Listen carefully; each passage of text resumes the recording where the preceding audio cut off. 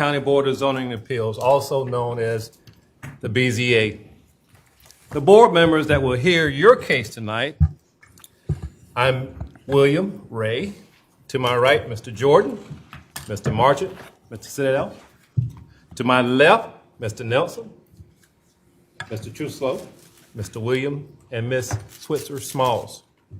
Staff members present tonight that will hear your case, Ms. Brooks, Ms. Clark, Mr. Downey, Mr. Simmons, Ms. Stiles, and Ms. Working. Your attorney tonight is Mr. Kevin Hughey for the BZA. Because this hearing tonight is a public fact-finding meeting, we are in compliance with the Freedom of Information Act and South Carolina Code 6-29-70. 15 days prior to this hearing, an announcement was printed on the in the Post and Courier. A sign was posted on or near the designated property, and a notice was mailed to the applicant or the applicant's agent, to the owners within 300 feet of the property, and to parties of interest, persons, organizations, and news media that had requested declaration of our meeting have also been notified. Board members, the meeting notes for February 6th and the public hearing were mailed to you. Are there any changes? If not, can I get a vote and a motion to approve and a second? I'll motion. Approve. All right, and I have a second down here. Thank you. All those in favor, please indicate by saying aye. Aye. Any opposed? Good, it carries. Our case ruling from this and any BZA meeting are available to the public for review and inspection during normal business hours at the Charleston County Zoning and Planning Department. The Board of Appeals is a quasi-judicial body that has final decision-making authority on the following: appeals of zoning-related administrative decision. The BZA is authorized to hear and decide appeals only on zoning-related matters where it is alleged that there is an error in the order, requirement, decision, or determination made by an administration official and in the administration or the enforcement of any zoning-related regulation. A 2/3 vote of the quorum present is required to overturn the planning direction or the decision of the planning director in an appeal. A special exception. A special exception is issued by the BZA authorizing a particular use in a specified location of a zoning district upon demonstrating that such a use complies with all the conditions and standards specified in the Zoning and Land Development Regulation, also known as ZELDAR. The BZA must find that the special exception meets 6 of all the criteria in the ordinance in order to grant a special exception. A simple majority is required for a special exception. We also have a variance. A variance is a relaxation of the BZA's regulations of the ordinance where such action will not be contrary to the public interest and the conditions particular to that property and are not the result of its own actions or the situation of the applicant, a literal enforcement of its code that would result in the unnecessary and undue hardship. And such a variance is consistent with Section 6-20-800 of the Code of the Law of South Carolina, Title 6, Chapter 29. The BZA must find that the variance meets all 7 of the approval criteria in the ordinance in order to grant the variance. A simple majority is required to grant a variance. Our purpose tonight is for interested parties to be heard in order to assist this board in gathering evidence that is pertinent to each case. If a board member finds a need for further information to clarify the case, the board has the authority to suspend, I can't say anything tonight. Subpoena, thank you, witnesses. It must be understood that the rules of your neighborhood or subdivision are binding, and we cannot take any action to neglect their jurisdiction over your property. In addition to your testimony, our board has been presented written information submitted to staff by the applicant or the applicant's agent for each case. This information is now considered to be evidence and is entered into the permanent record of this body. It is assumed that it is complete, true, and accurate. In addition, we have been presented data assembled by staff for the purpose of clarifying the location of the application and the effects it has on the surrounding properties. Our board is empowered to approve with conditions, or to deny a special exception or variance case. We are also authorized to defer a case should there be a need to obtain additional information. The BZA final decision will be mailed within 10 working days of this public hearing. It will be mailed certified mail to the applicants and U.S. mail to neighbors and community members of interest. If an applicant request is approved, the applicant should contact the Charleston County Zoning and Planning Department staff to discuss the next steps in the process. Variances and special exceptions granted this evening are valid for 12 months after this meeting, and a 1-year extension may be granted only if construction or development has been commenced or is being diligently pursued. However, if an applicant's request is disapproved and the applicant wishes to appeal the decision of this board concerning the case, an appeal must be addressed to the circuit court. South Carolina Code 6-29-820 states that an appeal must be filed by the applicant within 30 days after the decision of this board has been mailed to them. Failure to file an appeal within the time limit deprives this body and this court of the jurisdiction to hear the matter. Because this is a quasi-judicial body, everything said in this meeting must be complete, true, and accurate.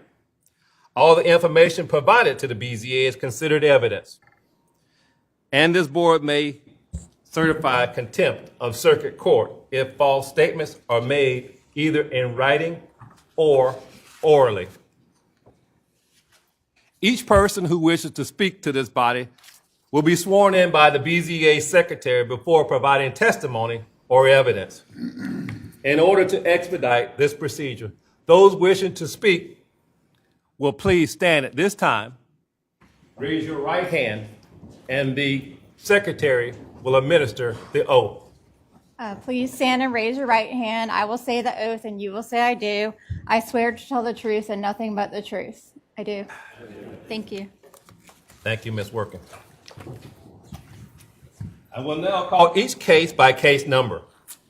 Staff will present facts pertinent to each case limited to 5 minutes. I will then call the applicant. The applicant will stand and state his or her name and his current address for the record before presenting testimony that is pertinent to this case limited to 5 minutes. I will then ask for all those speaking in support or in opposition to the case, and they will follow the same procedure for identifying themselves. And they are limited to 2 minutes. The applicant will then have a chance to reply in opposition, limited to 2 minutes. And then the BZA will make a motion and close the case to the public. Finally, the BZA will make a motion concerning the application, stating specific findings of facts and conclusion of law.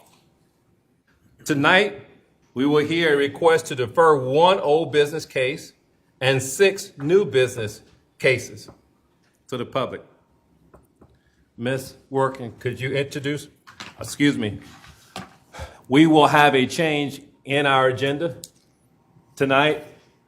Case, 4 and 5 will be presented before case 3. Okay? All right. Ms. Working, could you introduce our first case, case BZA-07-22-00594. And also, before she does that, ladies and gentlemen, we do have monitors here in front of us, so you won't find us looking behind us looking at the particular case. We have all that in front of us. Thank you so very much. Ms. Working? Yeah, this should only take a second. So on November 7th, 2022, you guys deferred this case as 2182 Gulf Drive, East Area, TMS number 57705000004. And that was a variance request for a retroactive tree removal and also for the mitigation. We recommend deferring this case for up to 90 days and would like permission from the board to schedule this case for April or May, with or without the appraisal and/or survey requested by the board in November. The applicant's Joyce Capers and the representative is Capers G-Bar.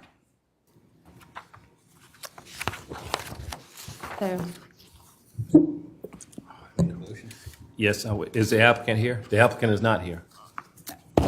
So at this time, I will need a motion to defer. Mr. Chair, I'd like to make a motion to defer Okay, for up to 90 days. can I get a second? Second. Okay. Discussion, Mr. Chairman. Good. Okay, I have a second. Question?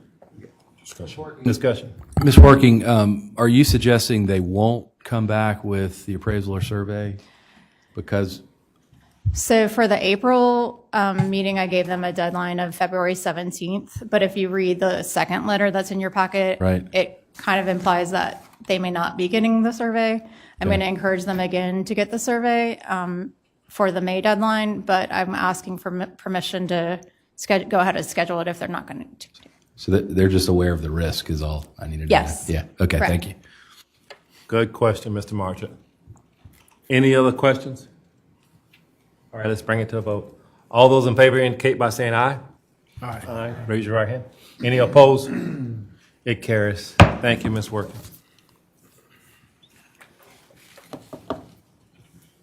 Okay. Next case we have will be done by Mr. Joshua Dowie.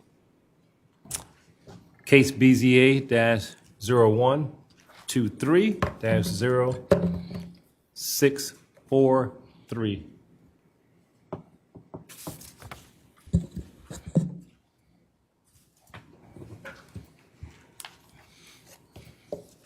Alrighty, so BZA case 0123-00643. The applicant and property owner Brenda Folk of Divine Child Care Center, represented by Shane Seagraves of CDI Head Start, are requesting a variance to install a 6-foot-high chain link fence within the required right-of-way buffer, landscape buffer at 4004 Dorchester Road, TMS number 411-1100188 in the north area of Charleston County.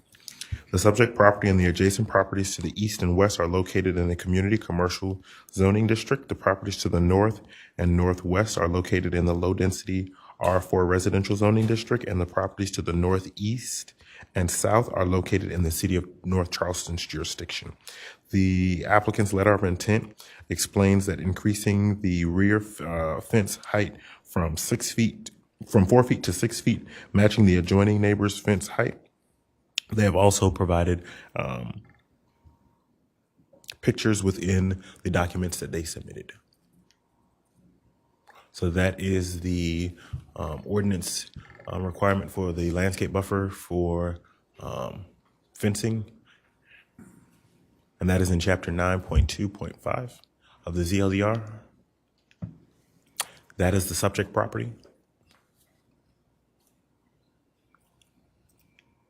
That is an aerial view of the subject property and a zoomed out aerial view of the subject property. That was a sign that was posted when staff conducted their site visit on the 13th of February. Here are pictures of the subject property. That is the rear on Ranger Drive. And again, they're wanting to join the 4-foot fence that currently exists with and make it a 6-foot fence and adjoin it with the properties that are in the vicinity. Those are some of the adjacent properties. And again, that is Ranger Drive. And that is Dorchester Road. Here are photos provided by the applicant. More photos provided by the applicant. And then that is a photograph by the applicant showing the fences that are 4 feet and the fences that are 6 feet. So staff believes that they have met criteria 1, 2, 3, and 5, and may have met criteria 4, 6, and 7. So the Board of Zoning Appeals may approve with conditions, or deny BZA case 01-23-006-43, variance request to install a 6-foot high chain link fence within the required right-of-way landscape buffer at 4004 Dorchester Road, TMS number 411-1100188 in the north area of Charleston County, based on the BZA's finding of fact, unless additional information is deemed necessary to make an informed decision. Staff does not have any conditions with this case. That is the site plan that was submitted. That is the plat. Are there any questions of staff? Does anyone have any questions of staff? Thank you, sir. Is the applicant present? Is the applicant present?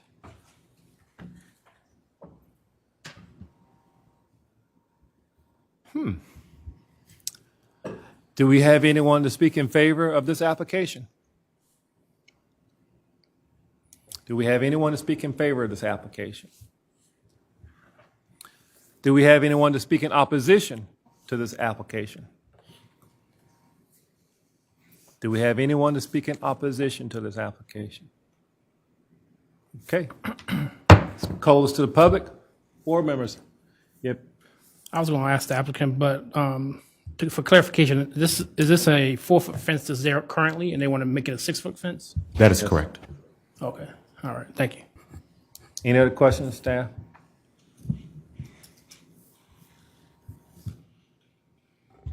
I need a motion, gentlemen, ladies and gentlemen. I move to accept the application, to approve it, Roll with it. Let's go. based on criteria 1. There are extraordinary exceptional conditions pertaining to the particular piece of property. I believe there are, that meets that criteria. Criteria 2, these conditions do not generally apply to other properties in the vicinity. Based on the fact that it's a childcare facility, it does need a fence. Criteria 3, because of these conditions, the application of this ordinance to the particular piece of property would effectively prohibit or unreasonably restrict the utilization of the property. Again, that being a childcare facility, that higher fence is needed, and seeing as though it's near a neighborhood as well, there's a lot of traffic nearby that neighborhood, Ranger Drive. Criteria 4, the authorization of variance will not be of substantial detriment to an adjacent property or to the public good, and the character of the zoning district will not be harmed by the granting of the variance. Since it does have a fence currently, I believe it meets that criteria. They just want to make it 2 feet higher. Criteria 5, the Board of Zoning Appeals shall not grant a variance, the effect of which would be to allow the establishment of a use not otherwise permitted in a zoning district, to extend physically a non-conforming use of land, or to change the zoning district boundaries shown on the official zoning map. The fact that the property may be utilized more profitably should be a variance should not be considered, basically. I believe it meets that criteria because it does meet that zoning, the zoning requirement. Criteria 6, the need for the variance is not the result of the applicant's own actions. It is a childcare facility. Once again, the business serves children, and they should be able to have a higher fence. Criteria 7, granting of the variance does not substantially conflict with the comprehensive plan or the purpose of the ordinance. Granting of the variance does not substantially conflict with the comprehensive plan. I believe it doesn't conflict. So for those reasons, I believe it. We should approve it. Okay. Can I get a second? Second. Okay, I got you on this one. All right. Any discussion?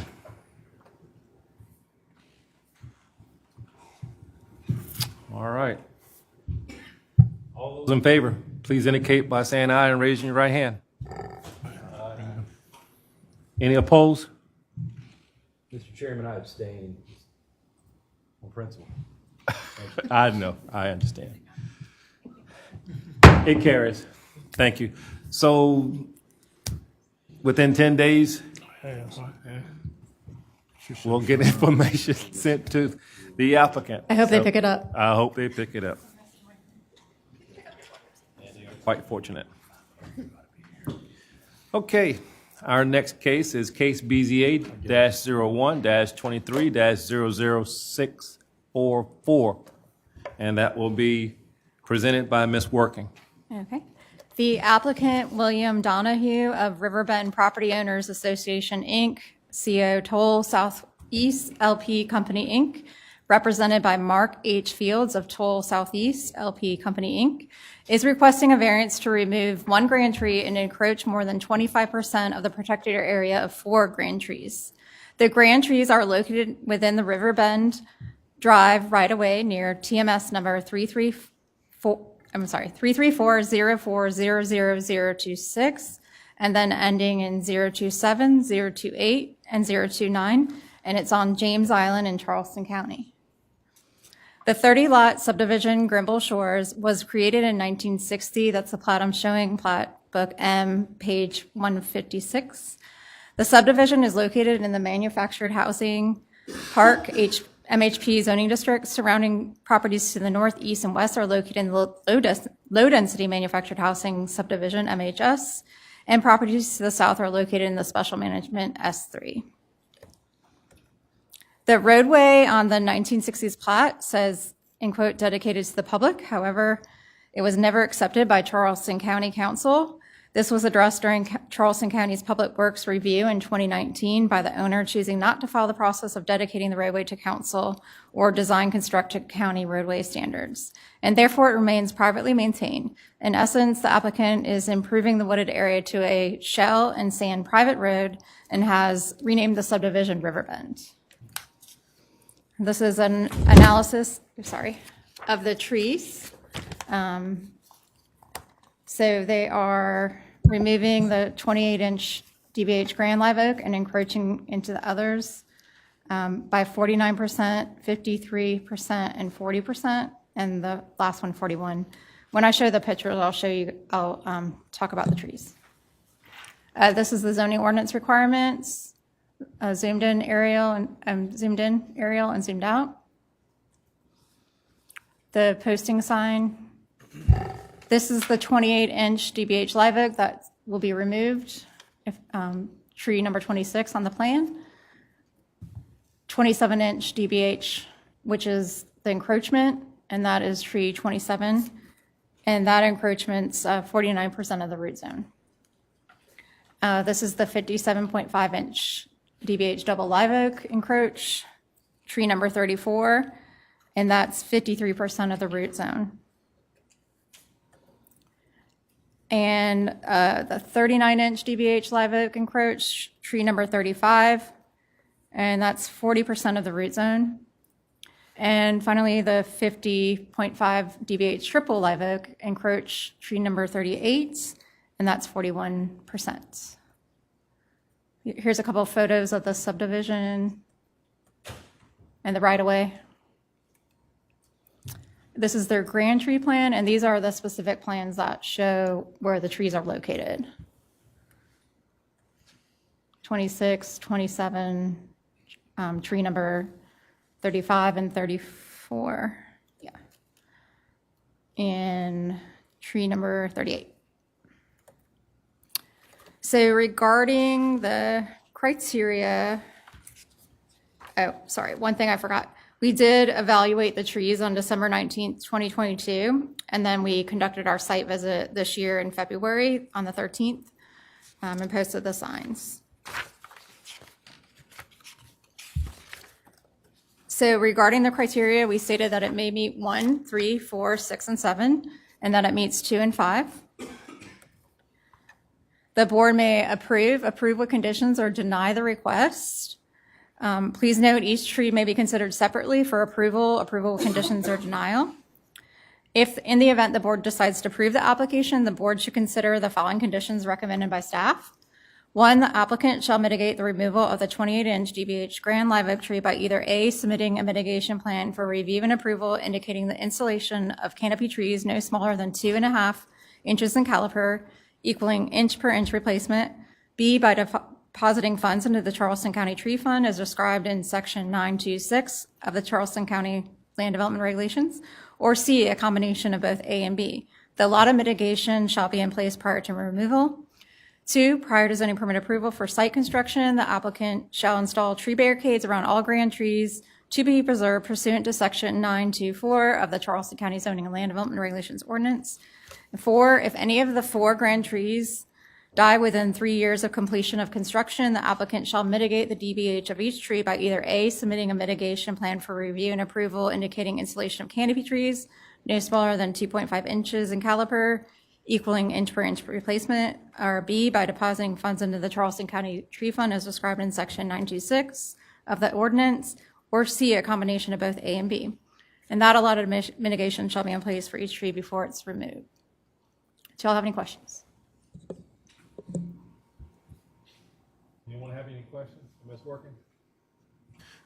Does anyone have any questions of Ms. Working? Thank you, Ms. Working.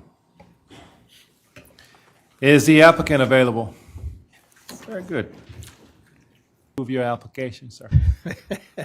Mark Fields, 301 Ranch Creek Trail, Somerville, 29483. I'm the representative of the applicant, Riverbend Property Owners Association, Inc. And we're at Toll Brothers Southeast LP Company, Inc. Thank Chris Dubuque for working directly with us and attending many field meetings and really advising us unit that would go on a specific lot. So every lot is tailored to a unit type to avoid the trees. Attached to the application on page 6, the 4 conditions cited. Toll accepts those 4 conditions, and we detached or detached garage, and the detached garage was mainly to type of roadway, bioengineered, if you want to put it as another term. We went to great. We have one more lot in consideration in here. It's lot 7. And fortunately, there's no grand trees on that lot. So yes, the shell and sand roadway, if these trees are located, will essentially tie the grade off with the standard crown. And we've made provision for drainage. It's just a superficial strip proximate to the roadway. Even though it's shell and sand, I still have to have provision for the right-of-way. So even though it's relatively flat out there, basically it's flat as a pancake, the soils we don't anticipate a great ponding of water around the trees and so forth. Yes. And we showed that. That's why we kind of had that exhibit in a modest extent beyond there of the roadway. So the travelway itself is 20 feet wide. And if you see in the photograph, so we try to stay ahead of the curve on The road to the county? Yes, sir. I think that relates back for us to fulfill the rigorous road. We've developed a standard. There's a standard cross-section that we've developed for our engineering plan. And to that end, the seller did work with staff extensively back in He brought that up. How are you guys going to maintain this road down the line? Because typically the county would maintain it or reserve component, and they have to fund the reserve for basically the upkeep of the road, and for its lot is sold to a third party. That's given to the association. So we'll have those trees that will be encroached upon. Yes, sir. Yeah, the trees are an integral part of it. So What we'll do is we'll go ahead and provide the seed money, and we'll work with staff to create a mitigation plan.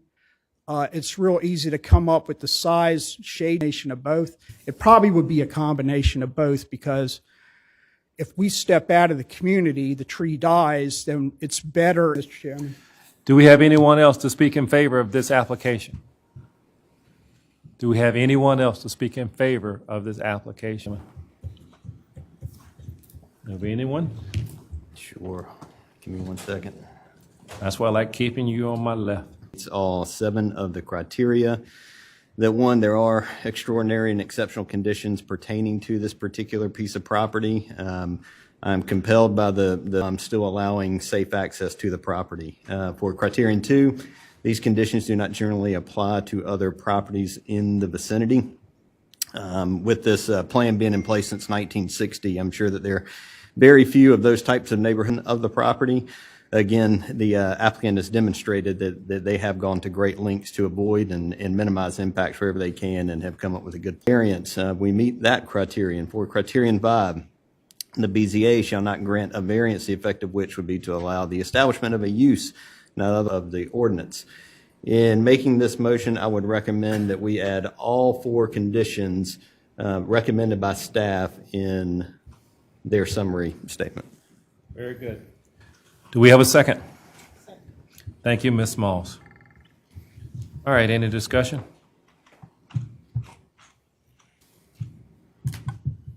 All those in favor indicate by saying aye and raising your right hand. Letting you know the next steps in the process. Once again, congratulations and good night, sir. Thank you. 10 case BZA 01-23-00647 and 48. And Ms. Workin will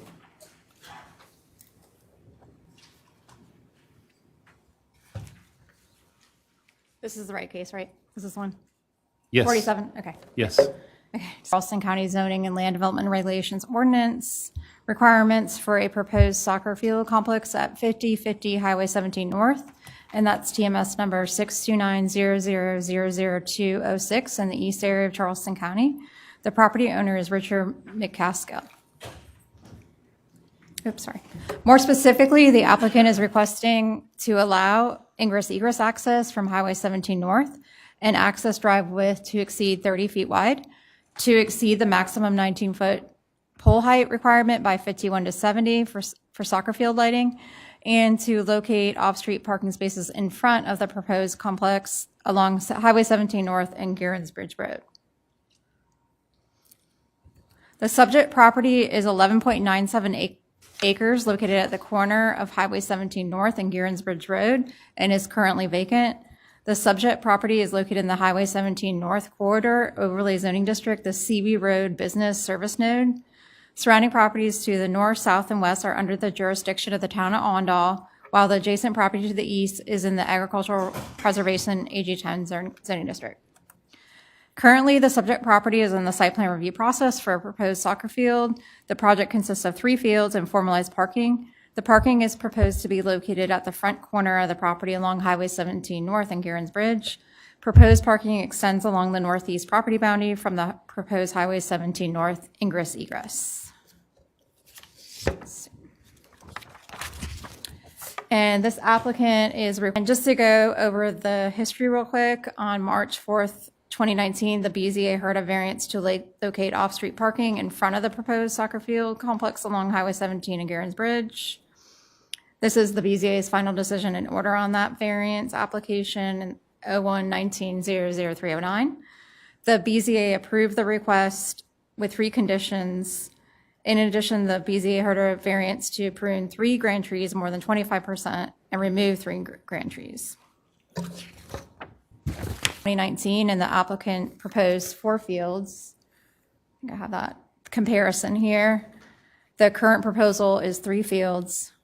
In addition, so we conducted our site visit and posted it on February 13th, 2022. This is a zoomed in aerial, zoomed out. Some photographs of the subject property and surrounding properties. Gearons Bridge and Highway 17 North. This is their existing conditions plan, the site plan, and that comparison plan I showed you, the plat. Regarding the criteria, it meets 1, 2, and 3, and it may meet 4, 6, and 7, and they meet 5. Sorry. The board may approve with conditions or deny this request.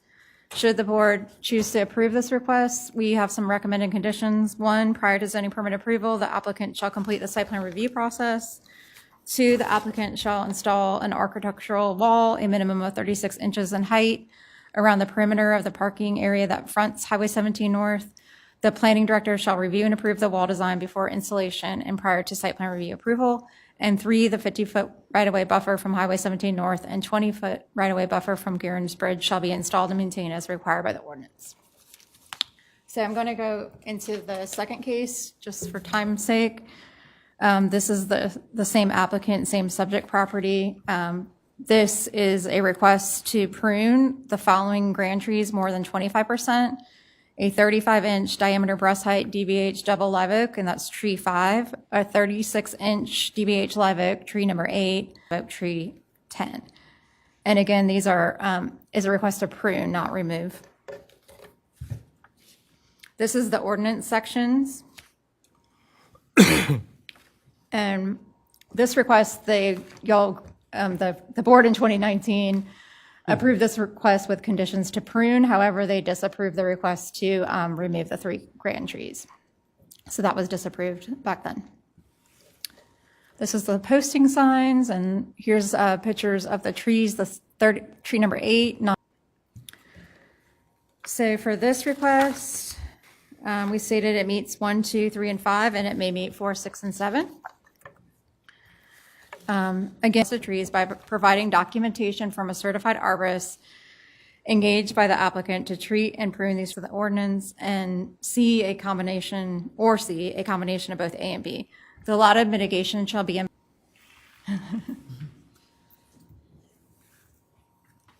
I'm sorry, I don't have an estimate based on that.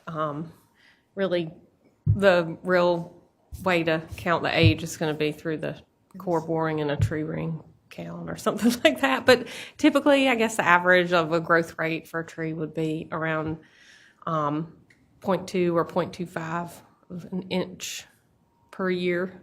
So that would be the best estimate I could give. That's good. Yeah.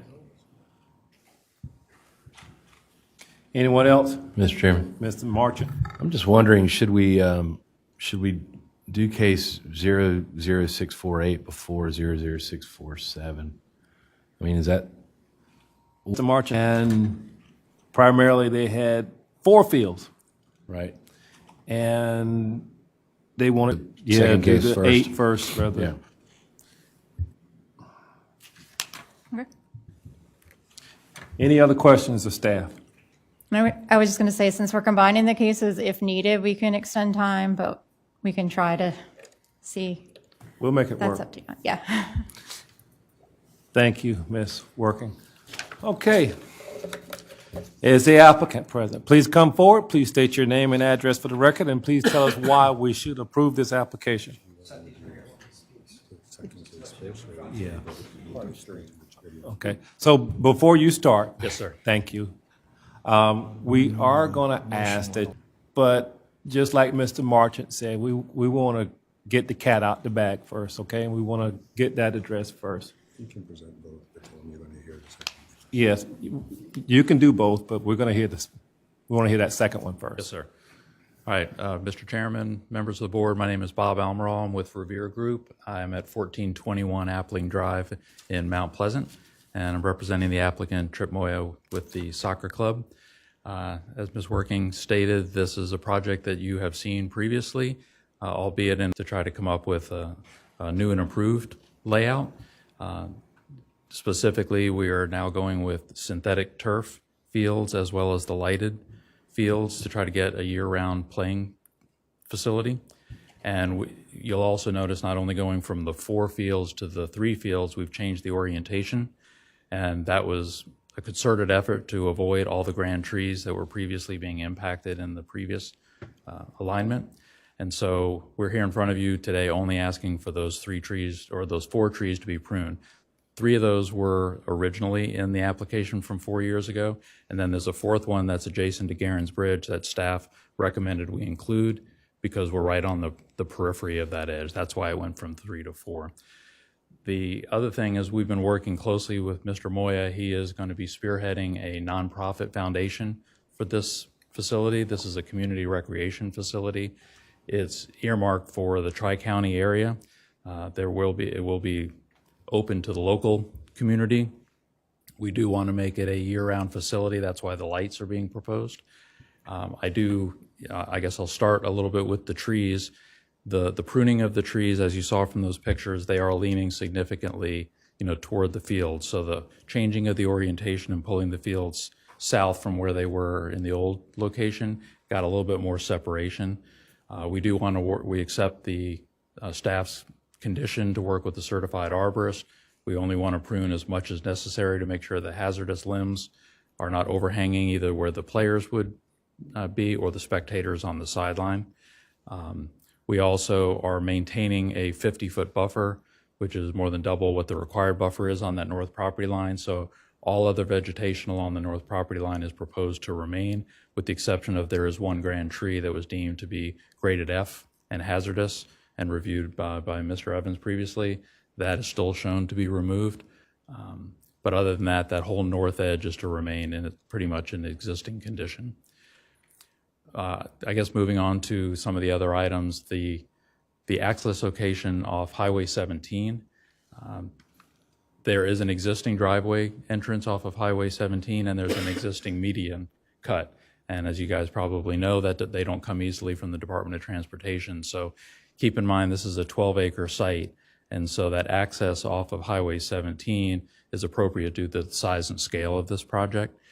It also helps feed some of the traffic that would go to the facility off of Garrens Bridge Road, which is the primary access for a lot of residents to the north of that area. The department has requested, as you saw in our site plan, a new left turn lane. As you're heading to Awendaw, there'll be a new left turn lane coming into the facility, but there is an existing median break at that location. And then in regard to the maximum 30-foot width, when we met with staff initially, they had recommended that the code does require that maximum 30 feet, except for if you provide a divided center median, and then you're really looking at each side of that median. So we've been working with the Department of Transportation on the minimum widths on each side of those, and per DOT criteria, those are 16 feet and 20 feet on the two sides. So the total is more than 30, but there is a center divided median between the two. In regard to the site lighting, I just want to emphasize that this is not like a football stadium, like a bank of lights, and we do have a lighting consultant with here today if the board were to have any specific questions. But these are soccer field scale lighting, so they're not, the 80-90 with the big bank of lights. We have submitted to staff a full photometric plan to show that we have met all the 0-foot candles at the perimeter and their full cutoff light fixtures. And those documents I think you should have in your packet. It's important to have the lights for this field, to make this a year-round facility with the timing. The majority of the people using this field are going to be students after school. They go there to practice and play games after school, and as we know, it gets dark pretty early for half the year. And so really, for the community need, that's why we're requesting that this be a lighted field. And then the last item had to do with the proximity of the parking lot. That is a variance that the board did review 4 years ago. That is much more on a safety issue. This is a unique situation where the primary use in this case is a soccer field. The code was really written and kind of set up for that being a building and not trying to have the parking in front of the building. In this situation, what we didn't want to do is pull the fields close to Highway 17 and either have the children close to Highway 17 or the random stray soccer ball doesn't matter how much netting or fencing you can do. We all know that they do get stray. So in the current layout, it has the southernmost point of the soccer fields at least 120 feet from the travel lane of Highway 17. And then again, this is a double frontage lot. We have in excess of 600 feet on both Garrens Bridge and on Highway 17. And so from the Garrens Bridge side, the parking lot is actually to the side, which the code allows. It's really only on the Highway 17 where it has to be in front of the lot. And we were not able to flip that and move it to the north because of those grand trees on the north property line. And then there's a wetland pocket up kind of in the northeast corner. So we looked at options of flipping the facility and trying to move it the other way. But again, from a safety standpoint and protecting the trees and the wetland, this became the most viable option. So with that, I'll entertain any questions. Okay, I'm going to start off here with you. In 2019, you had quite a bit of opposition with the use of Garrens Bridge Road. Since that time, you should have had more than enough opportunity to meet with the community and to resolve some of those issues. And I think one of the courses of actions that we were looking for at that time was the immediately entrance off of Highway 17 onto Garretsburg Road, and there being a backup. It appears to me that you still have that same format, to whereas you may not have enough room for cars stacking, waiting to turn in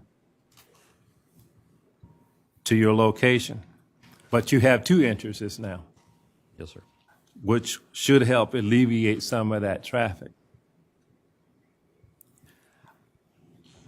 Are you prepared tonight to entertain questions from the public about traffic on Garners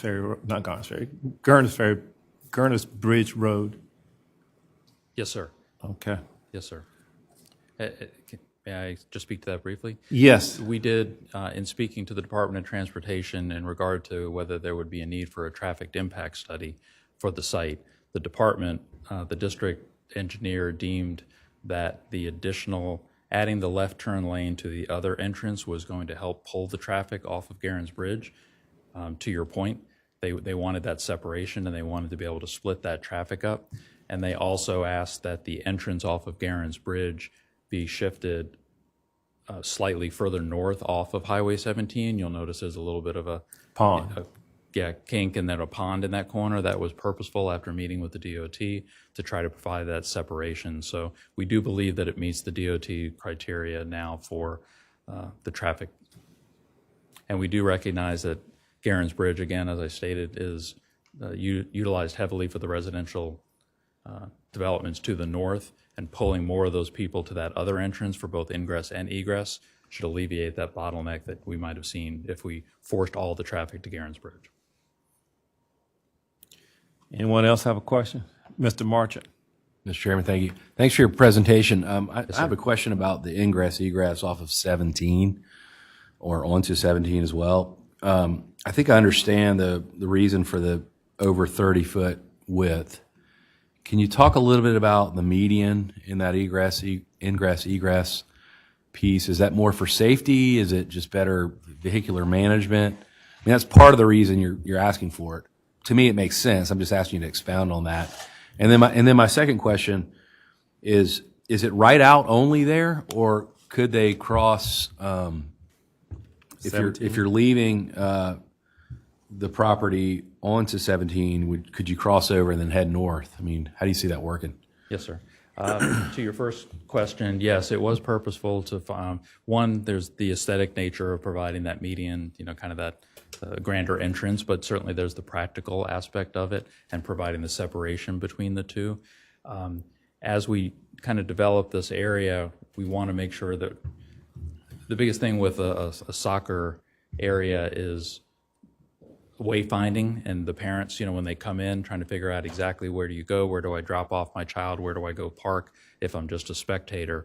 And so what we wanted to do is provide some separation for that first distance so that we could provide proper wayfinding so that people got clear of Highway 17 before they slowed down and tried to figure out, well, which way am I supposed to go to do what? And so that was very purposeful there, and that was something that we did with meet with Ms. Stiles and Mr. Evans, and specifically about that median there. And then we did, the result of that, we took that design to the Department of Transportation to get their feedback on the widths, and they do have very specific criteria about the ingress width versus the egress width. It's interesting, they don't want them both to be the same, but that is their criteria coming off there. And then to your second question, that would be still considered a full movement access, which meant if you did come out outbound, you would be able to go to the median and be able to make a left-hand turn on 17. How does that work? I'm going through it in my mind. Yeah.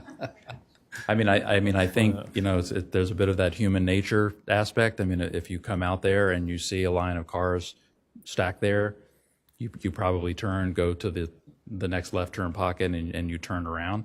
If it's clear, we all go across that median, but I think that it somewhat self-regulates. Did DOT have any comments about that? Or No, sir, they did not. In our discussions, there was no request to make that a right in, right out. Okay, thank you. Anyone else have a question? Ms. Smalls? Question about the lighting. In terms of the lighting, is that lighting that will only be used when the fields are in use? They're not on all the time, I are believe they? that would be the case.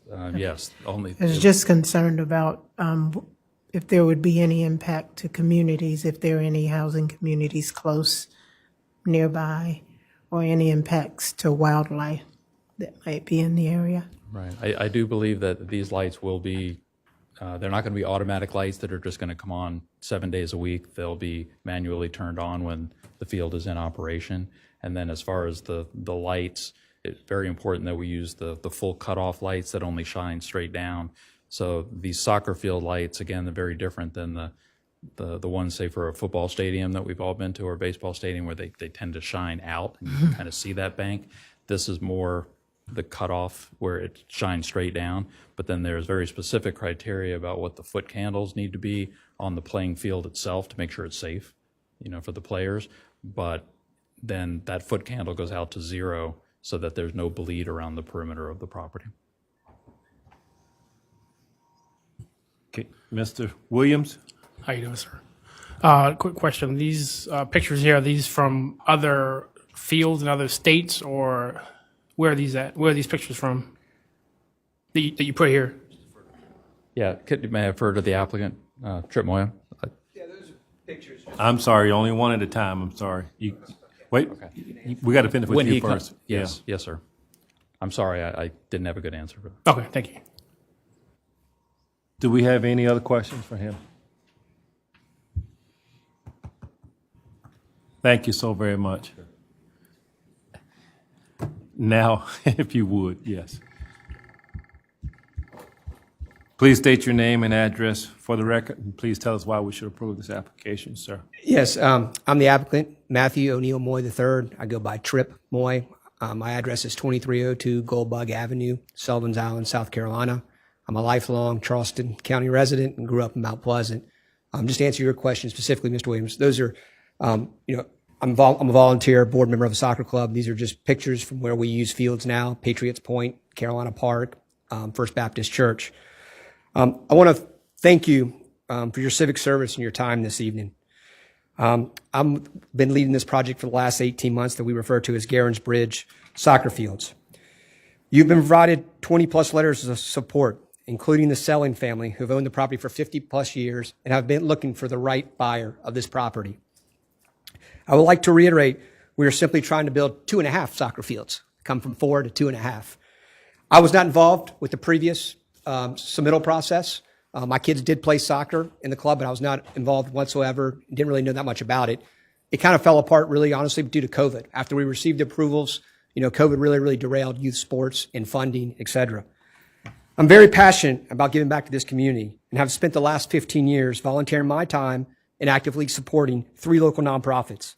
Operation Home First, which provides assistance to the, people in the community who need critical needs for housing.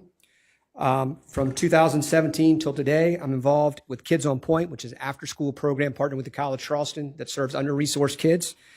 And for the last 3 years, a board member of a local youth soccer club that serves over 650 Charleston County residents. We all know the Charleston area has grown significantly over the last 10 years, 34,000 residents in Mount Pleasant area alone. Consequently, youth sports and their needs have grown as well, with limited additional recreation amenities built, especially east of the Cooper. For the last 3 years, I have volunteered countless hours to help solve a major county need in simply providing kids more access to quality recreation fields. Specifically, I've spent the last 15 months working on this Garens Bridge project with a team of professionals to build a first-class recreation rectangular fields that Charleston County residents can be proud of. I have 3 kids, an 11-year-old son here with me tonight, and 2 high school daughters, one at Lucy Beckham and one attending Academic Magnet, who are actually playing tonight against one another for the first time ever, and probably the last time and only time. But this is how much this project means to me. My kids have benefited tremendously from youth sports, and specifically soccer. I'll never be able to repay the favor what it's done for my children, and specifically my 2 daughters. I think, and I do want to thank the applicant, Mr. Gaskins, Brandon, for allowing us to go first, because I'm hopeful to see my kids play in the second half tonight. I've been blessed to find the time to dedicate and volunteer my time to help solve this major county need. I'm convinced our proposed soccer field project is an ideal use that will benefit Charleston area residents, especially our youth, for years to come. Soccer fields come in only one size. That's why we're down to 2.5. We've done our best to accommodate this site and to impact it as minimal as possible. Knowing what the current zoning allows, a gas station, a convenience store, a car or repair boat facility, even a pawn shop, I understand. Think about those potential uses at this property. I ask you to please consider supporting our request and approve the proposed soccer field design. I can promise you hundreds of kids and their families, all Charleston County residents, and even Berkeley and Dorchester, will appreciate it as well. I sincerely thank you for your service in listening to us tonight. Hold tight. Yep. Hold tight. Thank you for your testimony. Tell us about the half or the short soccer Yes, so field. most soccer games, when you get to a certain age, typically at 10 years old to 11 years old, they move to what's called an 11v11 field size, which is a certain size. And so ideally, what I understand from 4 years ago, we really wanted 4 11v11. That's what usually serves most kids. And because of the way trees and wetlands have impacted this site, we're limited to 2.5. So we have 2 11v11 fields. And then the third field will just be utilized really for training and 8 and under year old kids. That's a field size of 50 by 90 yards or something. So typical field sizes are roughly about the size of the 2 larger fields. Obviously, this site does not accommodate to do it the way we obviously had hoped. Okay. And I notice now you're doing turf rather than grass. Yes. Yes, so this Charleston area has very, very limited turf options. To my recollection, there's only a few that Charleston County School District has recently done. The number of rain days that we've had to cancel practices is tremendous. Last minute cancellations. Parents' lives and carpools and this, that, and the other. And with soccer club, you're trying to, are the fields too wet? Is it raining? Is it not raining? There's a lot of kids in Mount Pleasant right now driving to Ashley Phosphate Road in North Charleston to access field space. My 2 daughters go to Charleston Southern to play soccer. 50 minutes drive to get there because of the lack of amenities and field space options in Mount Pleasant area right now. And, credit to Mount Pleasant, they're working to solve that problem in the long run. And so that's, the reason why. So you have enhanced drainage that you will have on that field, sloping it off. Yeah, and actually, removing- it's, drainage and the way that the synthetic turf, it prevents rain delays. I mean, with synthetic turf fields, so long as it's not lightning or thunderstorms, you can play those games. So it really to reduce the limit of cancellations, and then really on the weekends, that's a very, very important part.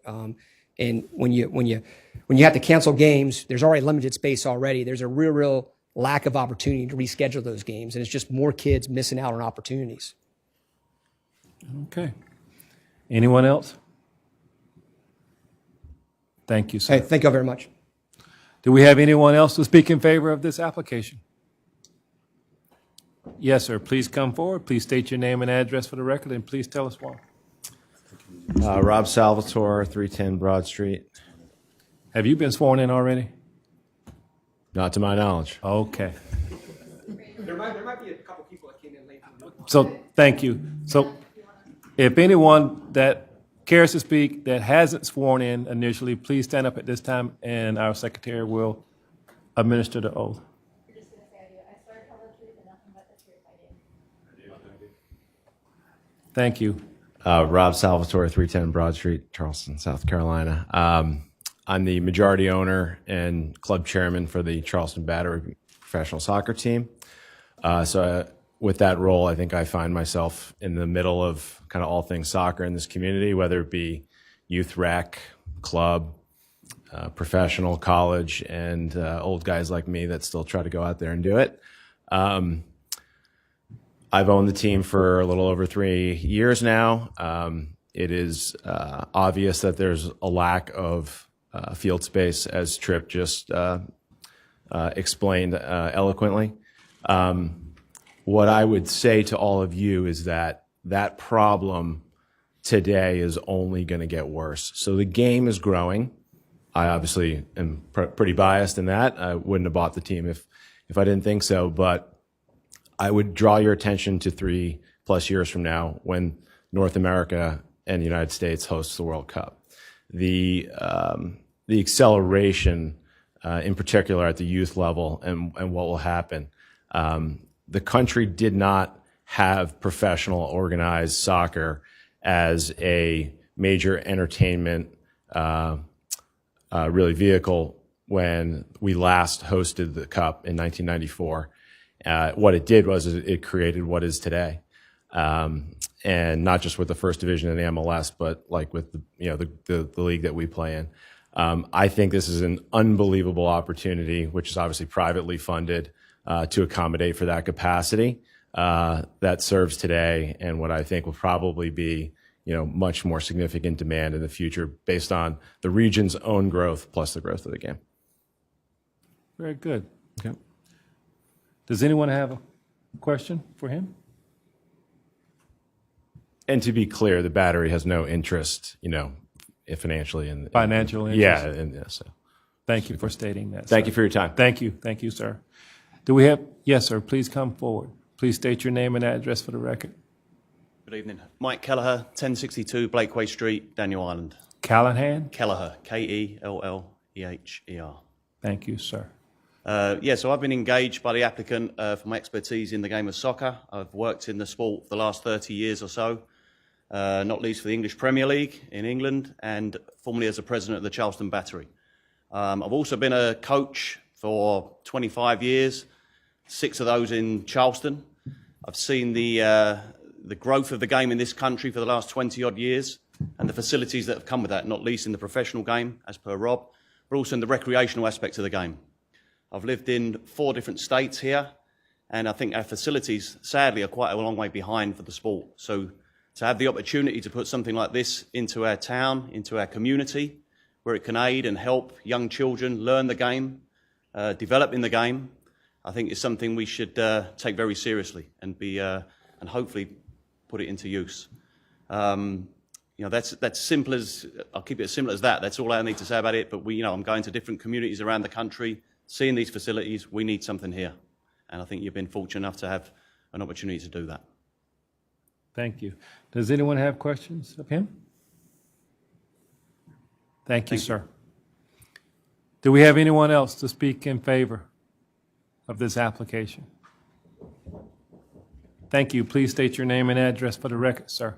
My name is David Sisk. I live at 2573 John Boone Court in Mount Pleasant. Sisk. I do not own a team, and I'm probably not a very good coach. But the Charleston County mission is to promote and protect the quality of life in Charleston County by delivering services of value to the community. That's the mission. I'm here to speak on behalf of Tripp and his proposed soccer complex in Charleston County. What Tripp is doing is exactly what the Charleston County mission statement suggests. As a parent and a has-been coach of three kids in the area, I can speak with experience to the difficulty of finding outdoor field space in this area. When we travel for youth sports to other areas around the state, around the Southeast, we're always amazed at the amount of field space that is devoted to youth sports. As anyone with youth in the area will attest, we need more field space for our youth in Charleston County, and I hope you will approve what is being presented tonight. I feel that I speak on behalf of many other Charleston County residents that this project will be a huge asset for the community for many years to come. Thank you. One moment, sir. Do we have anyone that have a question? Thank you for your testimony, sir. Do we have anyone else to speak in favor of this application? Very good. Please state your name and address for the My name record, is Billy please, sir. Hankinson. Hankinson? Hankinson. Hankinson. Thank And you, the sir. address is 1152 Garrens Bridge Road. We're the property to the north of the proposed soccer fields. All right, now we're getting somewhere. Go ahead. So we just bought the property in January, my family and I did. And we are operating the zip line business. Oh, now, okay, it's to the clear. property. Go right ahead. And I think you probably dealt with the previous owners before when this was proposed. My wife and I, Carrie, we have had an opportunity to speak with Tripp, and we are very, very enthusiastic about this project. I bet. We want it to go forward, and we wrote a letter to Mrs. Working just about some of the things that we've already talked about tonight, that we've also talked to Tripp about. We're concerned with the Grand Oaks. We want to make sure that those stay as intact as possible, just because we feel like those will affect property values and our property value. We also were talking about the lighting proposal that they've submitted, and our daughter and son-in-law are going to be living on that property, and our grandson. So we will have a family, our family living next door.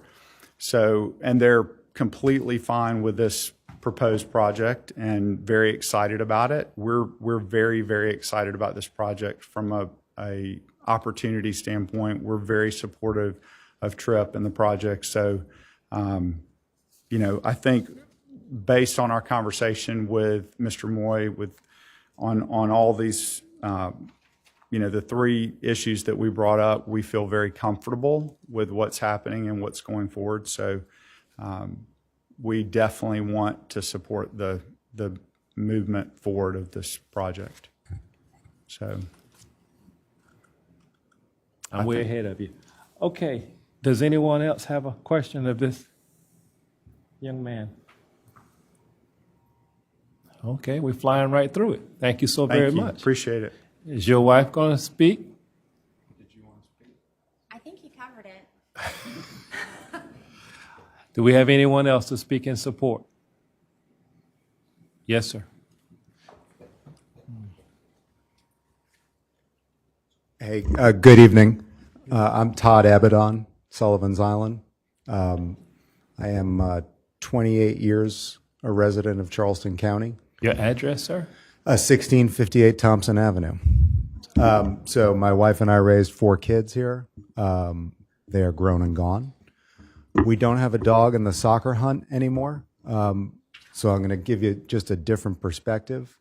The idea that a group like this would come together really from a nonprofit and truly community-spirited approach to try to do something that's really going to benefit the community, for youth, for kids that are hopefully participating in sport, which is a great thing for kids to be able to do, is exciting to me. So, again, like my kids won't benefit from it, but I know that a lot of other kids will, and that this could be soccer fields and not another shopping center or all the other things that we have long seen on Highway 17 is exciting, and that it might go near a ropes course kind of creates a synergy that I think would be fantastic for kids, and I think we need more of that in our community. Clearly, I think there's a shortage of those facilities, so excited to see somebody doing this. I think the other thing I can tell you is I have known Tripp Moy a long time. We are business partners, full disclosure. Not a better human being on the planet than Tripp Moy. So truly dedicated community servant, somebody that really is doing this for very altruistic reasons. Sometimes I wonder, he's put so much work into this. But he's somebody that really believes that this is the right thing to do. And I think, the community, the county could not have a better steward and partner, because I guess it's all partnership going forward, than Trip Moy. So I'll leave you with that. Thank you so very much. My mic has been off. Okay. Does anyone have a question? Thank you for your testimony, sir. Do we have anyone else to speak in favor?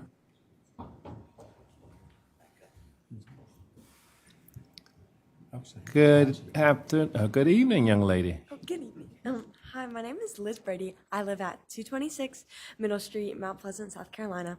I'm a freshman at Bishop England High School. I'm here tonight speaking on behalf of myself, my 16 South Carolina Surf teammates, and the thousands of kids in Charleston County that play soccer. I started playing soccer when I was 4 years old. I went through the Mount Pleasant Recreation program where my love of sport blossomed. When I outgrew the recreations department's level of programming, I joined the local soccer club. I had many amazing coaches who continued to foster my love of the game. I created meaningful friendships with my teammates, and we continued to grow as players and people bonded by the passion for playing soccer. Despite the many challenges of finding adequate field space, my team managed to qualify for nationals last year.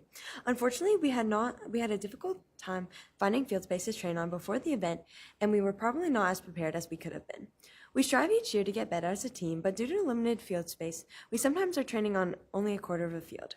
It does not allow us to visualize the proper dimensions and makes it challenging to translate training points when we go into the full field weekend competitions. Mount Pleasant rents us one field for 4 hours once a week, and our club has over 800 members. We are forced to travel from Mount Pleasant to Charleston Southern University in Somerville and Cathedral of Praise in Somerville to get adequate field space to train, and even the use of those fields are limited.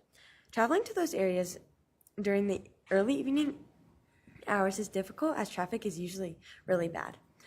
This extra travel cuts into homework time, makes it difficult to eat dinner as a family, and causes my mom a lot of stress in trying to navigate the traffic to get me there on time, not to mention increasing my carbon footprint.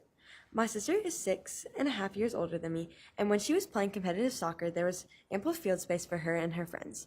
However, the growth in Mount Pleasant and the Charleston area has been increasing at a fast pace, and it seems like every recreational resource has reached its limit.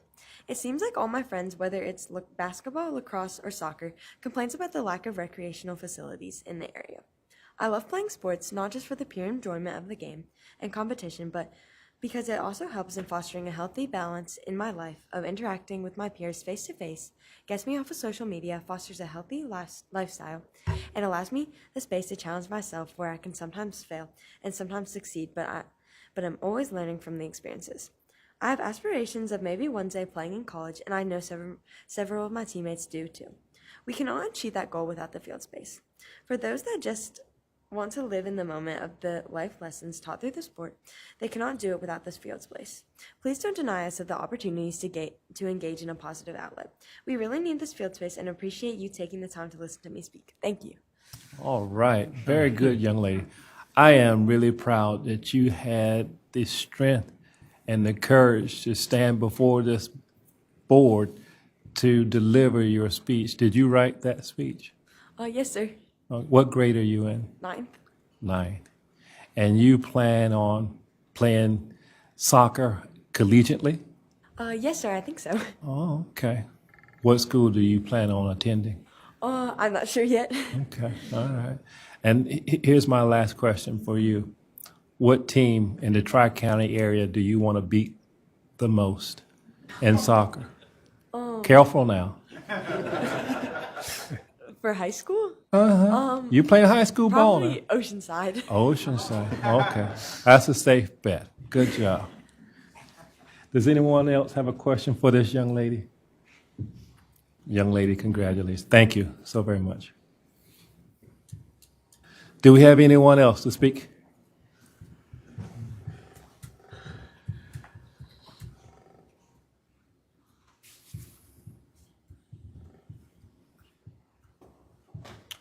Hey, Ben Corin, 1420 Shucker Circle, Mount Pleasant, South Carolina. And I think this worked out pretty good, the order here, because my whole point was going to be, I think there's really two types of people who could speak to the severe lack of facilities that we have in our area right now. And I think it's number one, it's the youth, it's who's actually playing these sports. And I think it's number two, it's those who are coaching the sports.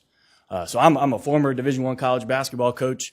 I'm still pretty young, but I retired from that. So I like to kind of make that joke.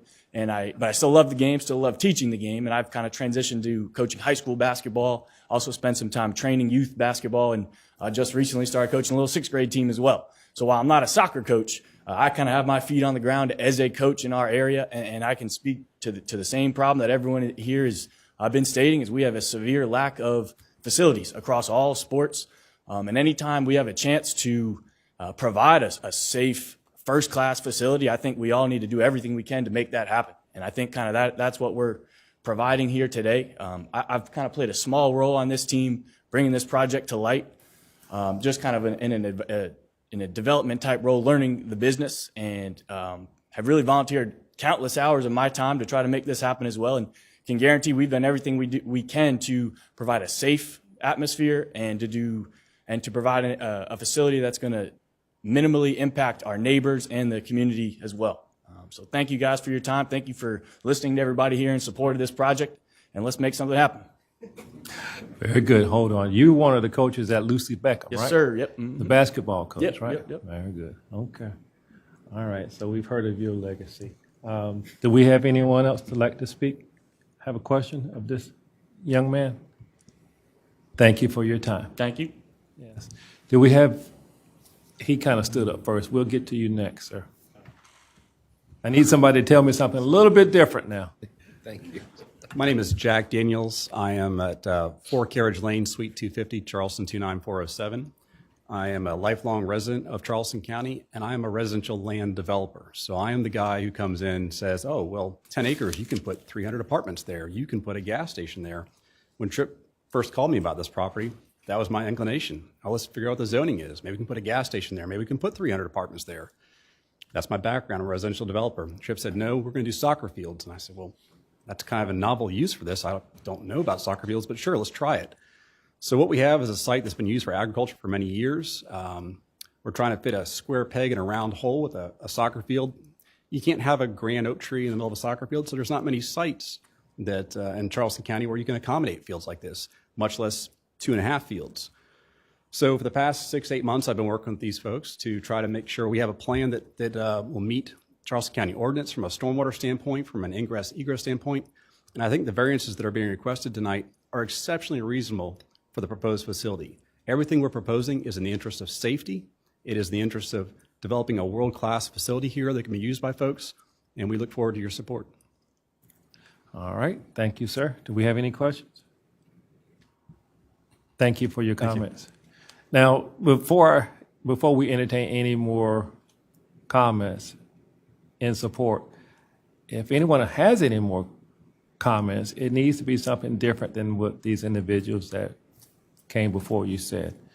So with that being stated, do we have anyone else to speak in support?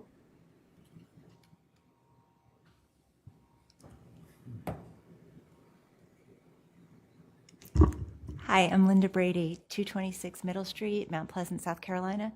I just want to say I hate public speaking, but I echo the sentiment about Tripp, that he is a stand-up guy, and that's why I do this, and I really hate it. But I just wanted to add that there is a lack of field space. I'm a former college soccer player. I volunteer as a coach in the youth club. I volunteer as a coach for BE.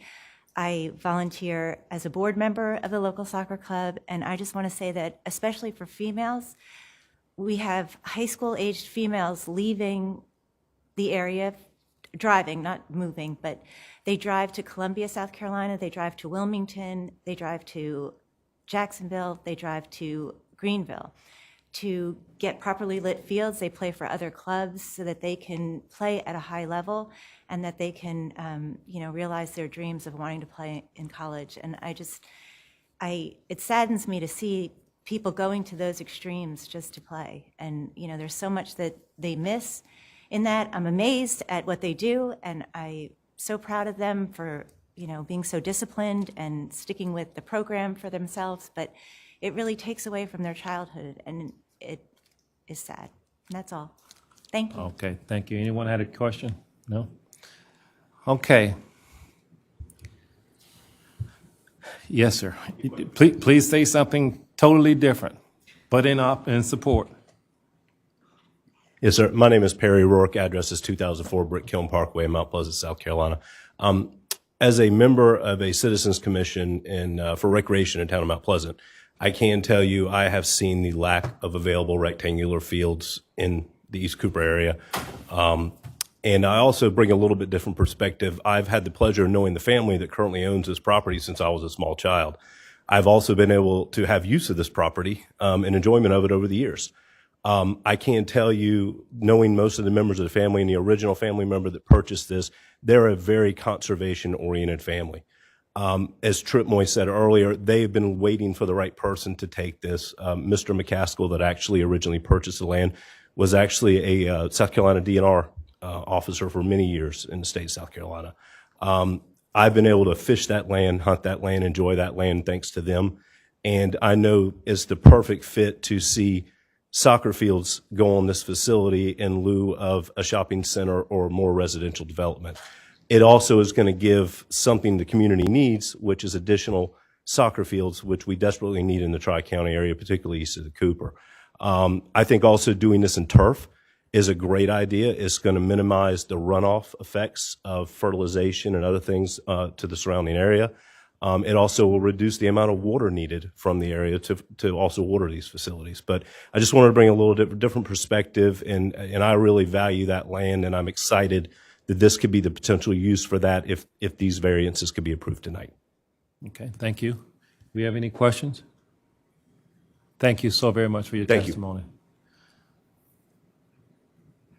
Anyone else? Do we have anyone to speak in opposition to this application? Do we have anyone to speak in opposition to this application? Okay. It's closed to the public.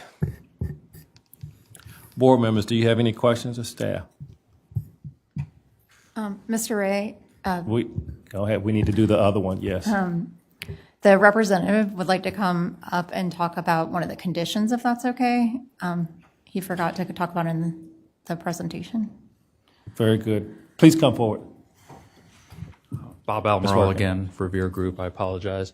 I did, when the variance was approved 4 years ago in regard to the proximity of the parking and the fields, there was a condition that was placed that a 3-foot high wall or fence be placed along 17, yes, sir. The current verbiage of the application eliminated the word or fence, and it's currently just says wall. And typically in the zoning regulations, it does use the wall or fence, and that's what was approved 4 years ago, and I know that was a separate application. But I guess my request to the board is that you would entertain putting the words or fence back into the language that was previously approved. Ms. Working, have they made any renderings of a fence? Because I know that's where it's leaning. There's a fence shown on the plans, but I mean, that's going to be up to the site plan review committee about what they would approve to meet the condition for the purpose is to screen the parking. So. Okay. And sir, if I may, just one last comment, and the reason partly for that is we do want to keep it as natural as possible, and there is existing vegetation along Highway 17 that we're maintaining, and so to try to, in the character of that, we want that ability. And again, we haven't done the renderings, we haven't done the design, but in the spirit of maintaining a fence that works with the existing vegetation that is going to help buffer that area, that's really the request why we would like that flexibility of that wall or fence and not be limited to some masonry monolith that maybe would not really fit the character of the area. Mr. Chairman. Yes, sir. How about just be specific? What kind of fence? What would it look like? That might help us. Just do it. Yes. Stop tap dancing. Yeah. Okay. Yeah. Not a chain link fence. We're talking about a board-on-board opaque, fence. Thank you. That works for me. Yes, sir. Thank you. Natural in color. Sir. I think they would go through that in site plan. I think he's only asking for the option. He wants to add the word or fence, right? Yes, sir.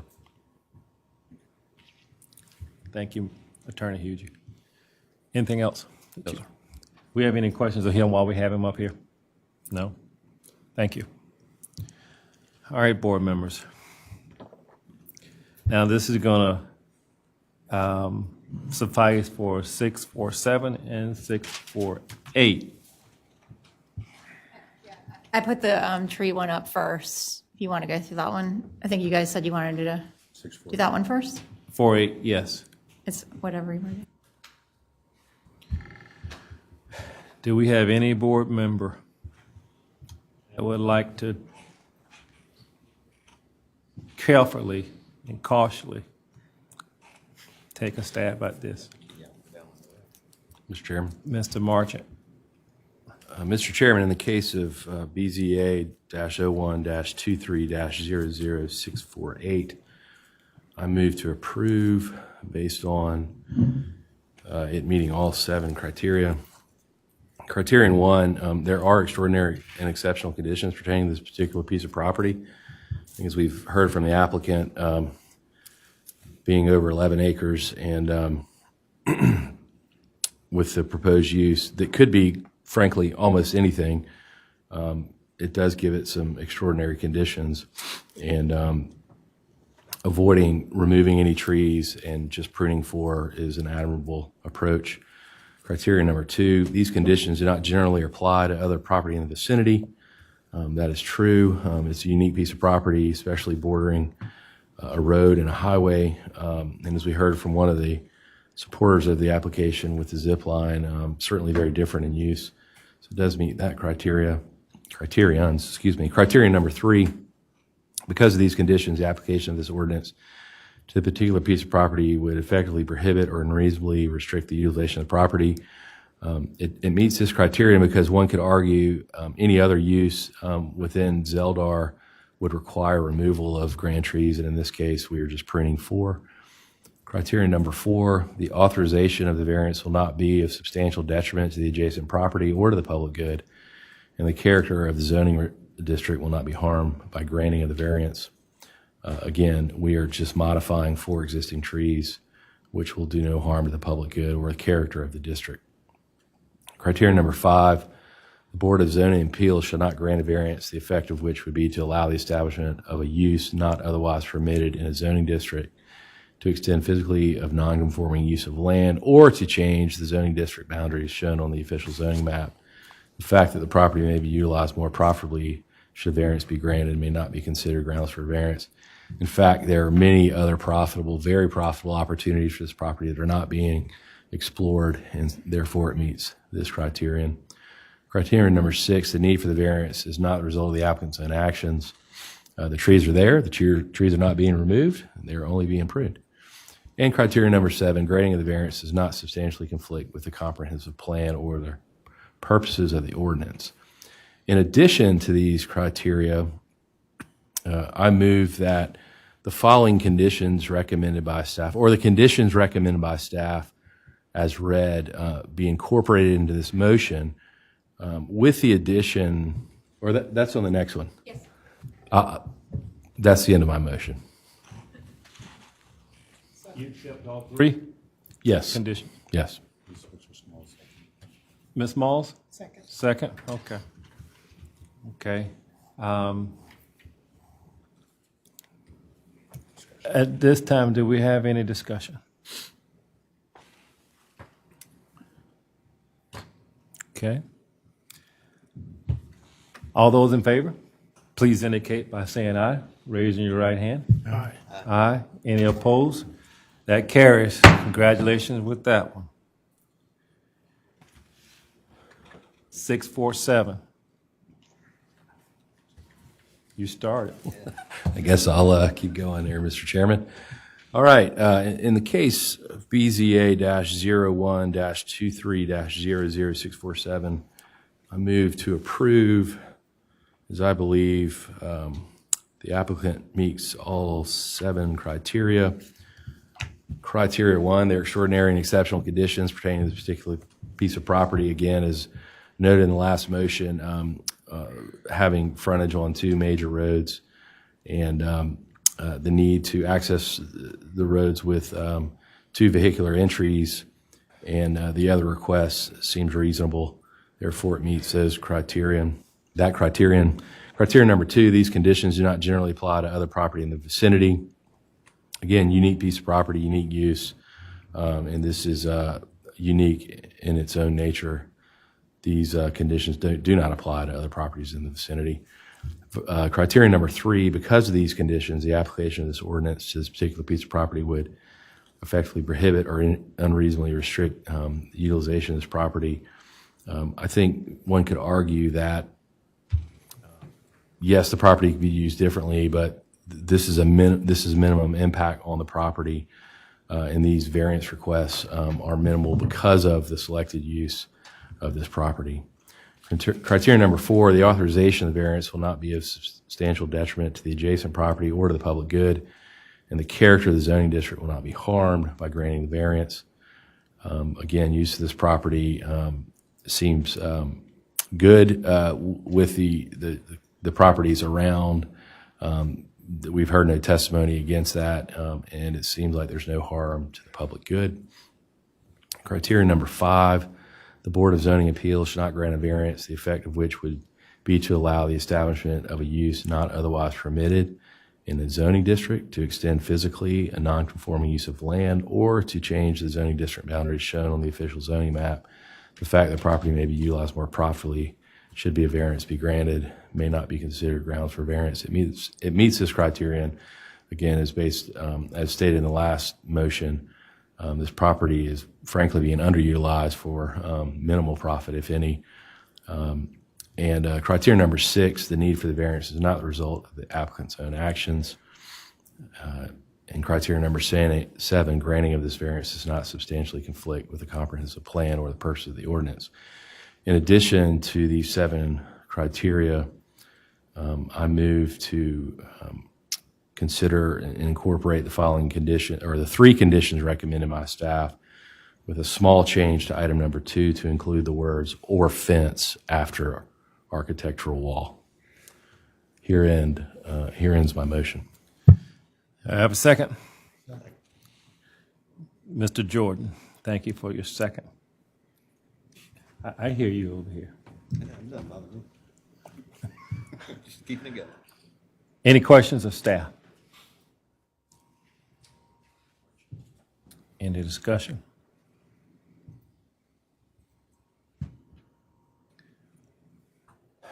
All those in favor, please indicate by saying aye and raising your right hand. Aye. Any opposed? It carries. Gentlemen, congratulations. Within 10 business days, you will hear from staff letting you know the next steps in the process. Once again, congratulations on both applications 647 and 648. Hopefully Mr. Moy can make his daughter's soccer game. And yeah, hope you can make the soccer game tonight. I'd also hope that you can make this field and these fields available to everyone in the Mount Pleasant, East Cooper area. I'm asking that the board will take a 10-minute recess, and at that time, we will reconvene. Take a little break.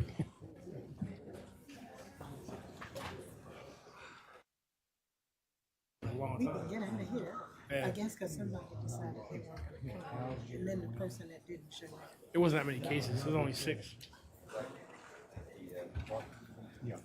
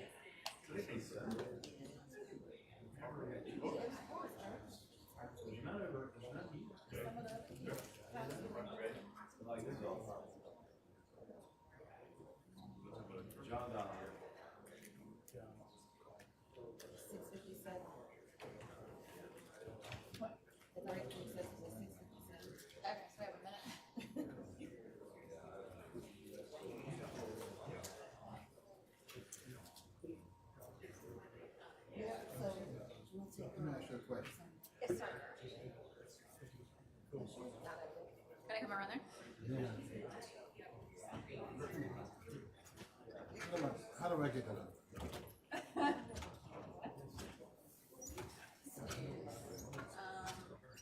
Is this the iPhone or? My phone. No, but I mean, is it an iPhone? I don't know. Alright, because this is Josh. Or the Instagram. He wants to get that one. It's not an iPhone. He doesn't want us to use it, he just wants to turn it off. Yeah, you want to just eliminate the. That's what I thought North Carolina did. That's mad, you got a magical touch.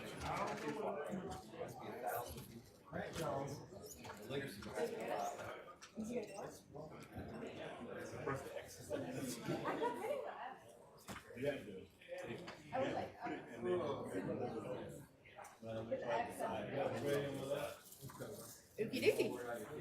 Ready on the right? Working, you ready? Yes. This time we will reconvene and we will start with case BZA 01-23-00646, and that will be presented by Ms. Working. Okay.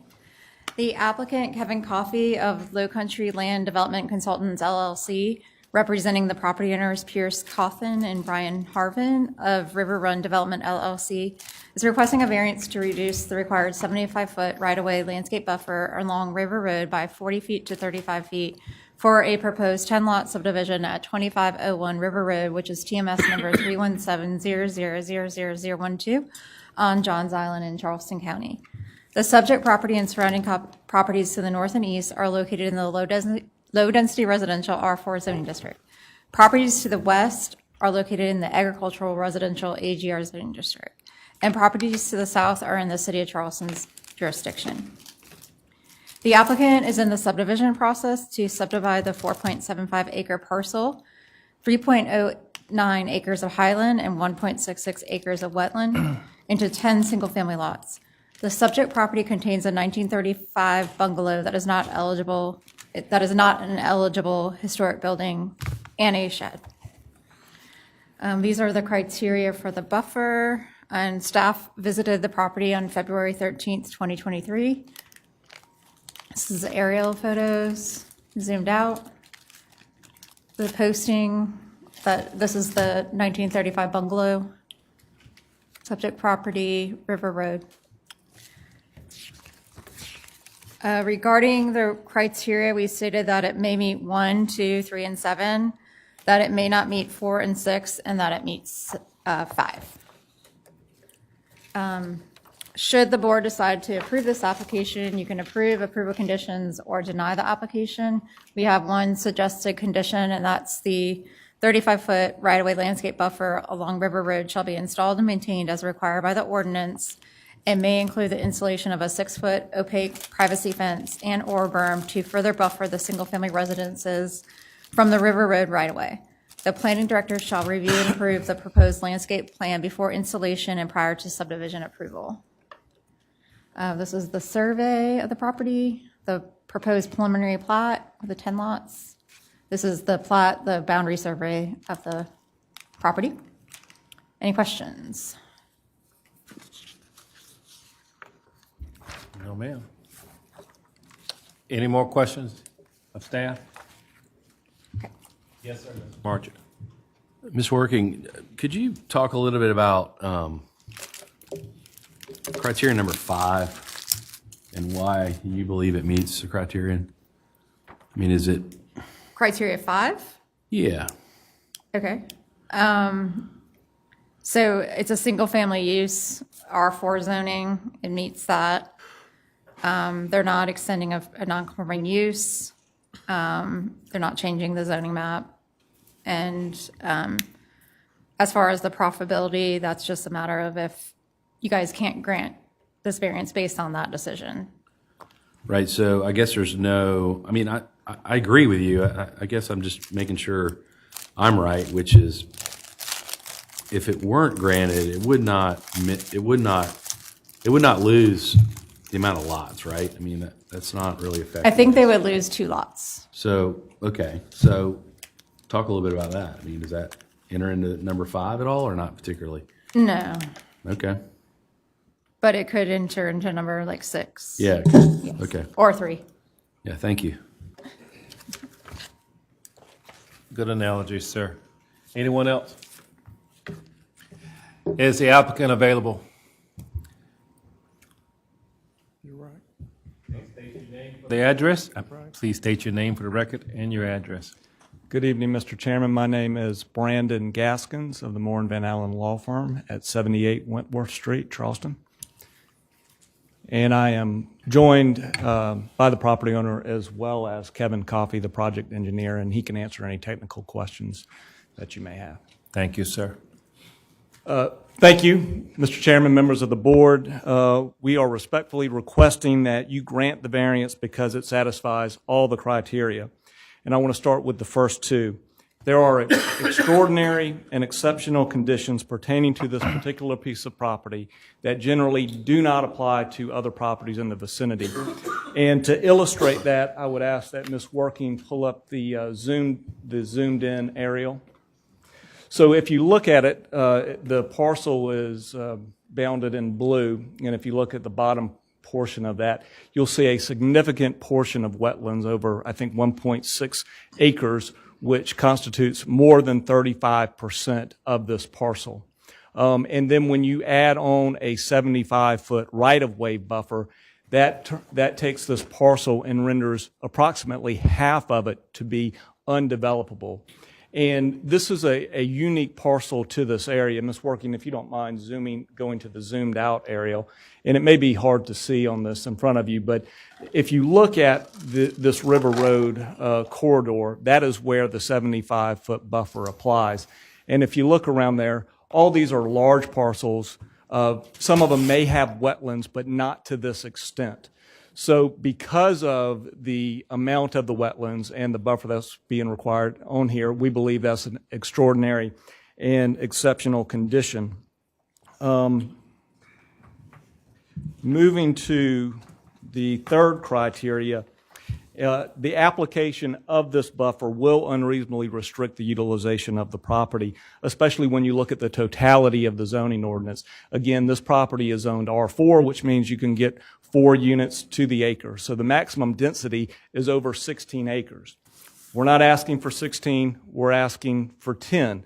Without the buffer, it goes down to 8. So without this request, you cannot develop even half of what is the permissible density in this zoning district. And we believe that that is an unreasonable restriction on the utilization. And I think it's important to understand that under South Carolina law, a variance applicant is not required to show that without the variance, there exists no feasible conforming use for the property in question to prove an unreasonable restriction. And I'm citing to Restaurant Row Associates versus Horry County. So it doesn't have to, the application doesn't have to destroy all feasibility, but just unreasonably restrict. And when you look at the totality of the ordinance with this buffer, restricting it to less than 50% of the permissible density is unreasonable. With respect to the fourth criteria, this variance will not be a substantial detriment to the public good or adversely impact the character of the neighborhood. Ms. Working, if you could forward to the street view of the property.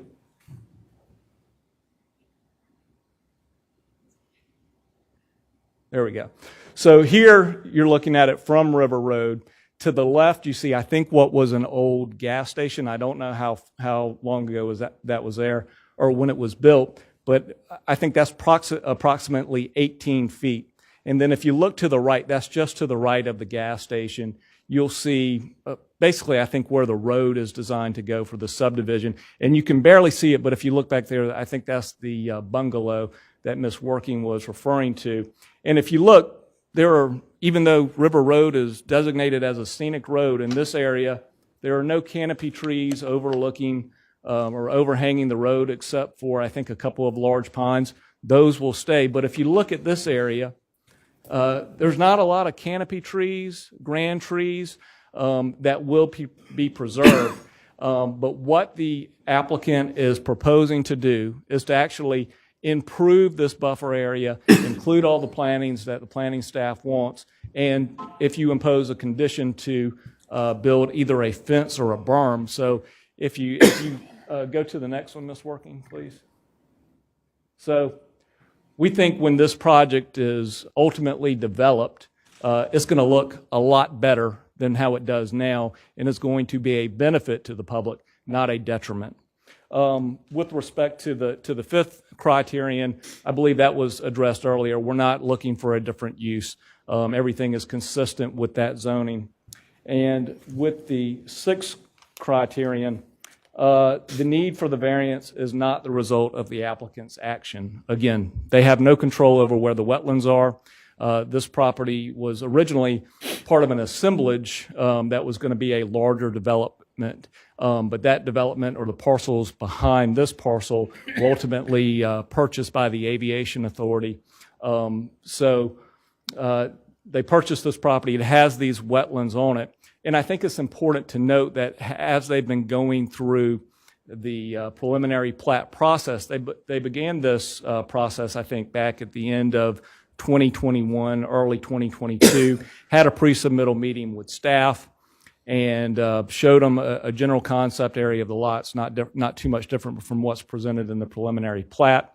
Had a good meeting, no feedback regarding the right-of-way buffer.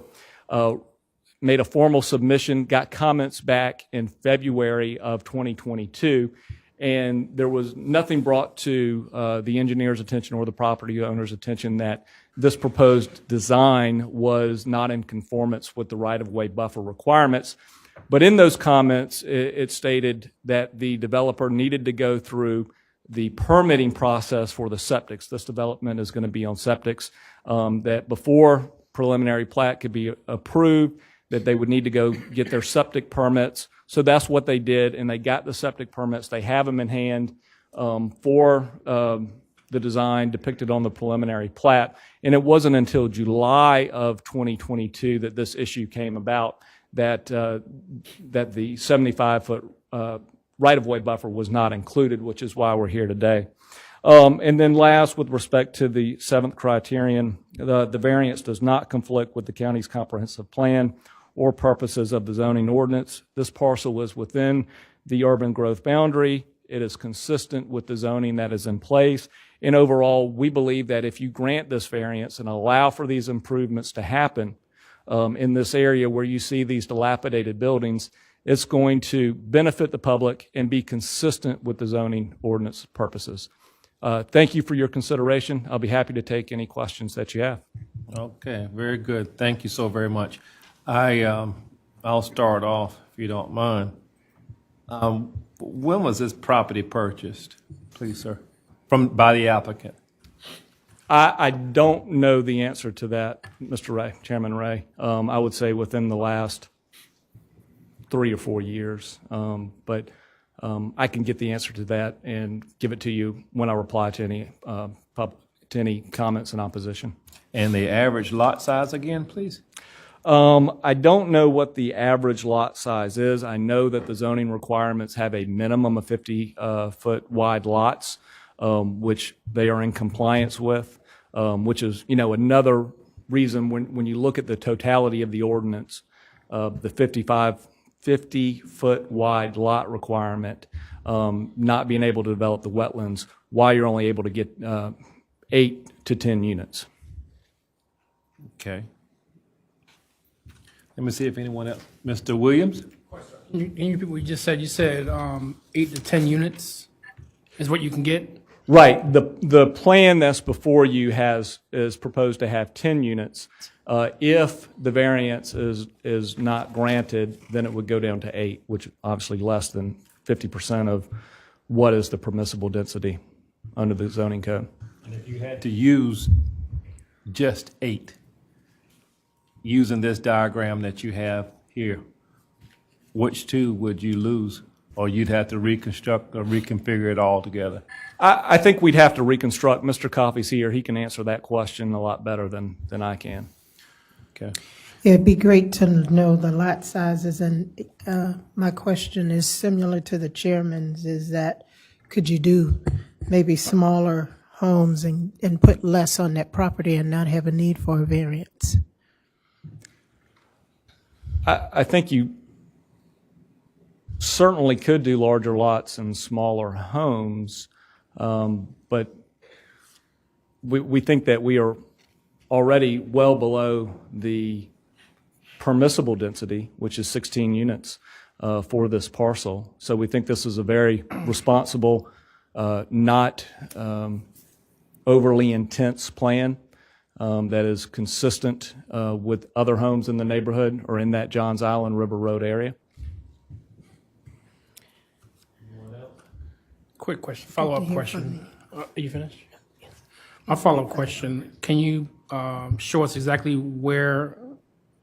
what part of the road you're requesting the variance for on this?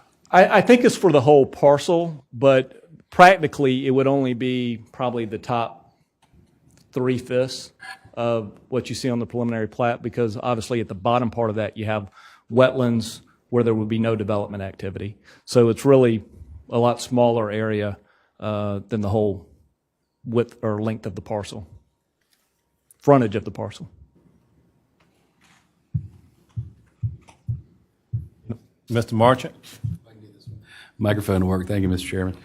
I apologize for this question because I'm sort of struggling like my fellow board members are, but I'm trying to figure out, and maybe I don't think there's an exhibit here to show the hardship of this buffer reduction. I'm just trying to figure out why that makes such a big difference.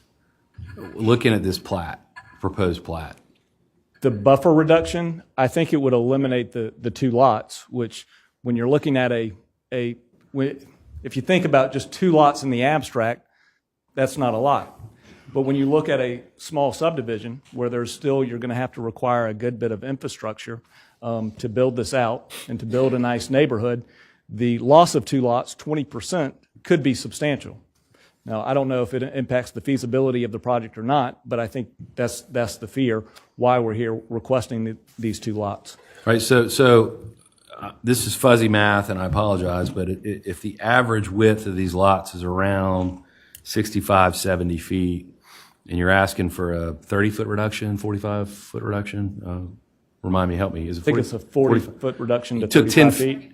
Yeah, you take 10 feet out of each one of these lots, or 8 feet, you're there, and like, what's the problem? I guess I'm just trying to figure out the main hardship here. I think part of it is where the septic fields are, especially on lots 1 and 6. Okay. That because of where they're at and where they can be, that intrudes into the buffer area. Okay, that helps. Which is why we're requesting the variance, in addition to the loss of the lots. All right, thank you. Anyone else had a question? Mr. Nelson? Yeah, so that last thing you said just kind of struck me. So the request to decrease the buffer size is strictly a result of the need for the drain fields for the septic system? I wouldn't say it's solely that, but I think that's primarily the reason, and Mr. Coffey can speak to that better than I can. Okay. Anyone? Mr. Wilson? I'm sorry, one last question, sir. So we're looking at different criteria here, and as far as the result of the applicant's own action, how do you address that? Because you have to meet all 7 criteria here. Right. Well, going back to what I said earlier, that they cannot control the natural features of the property and the large amount of wetlands on there.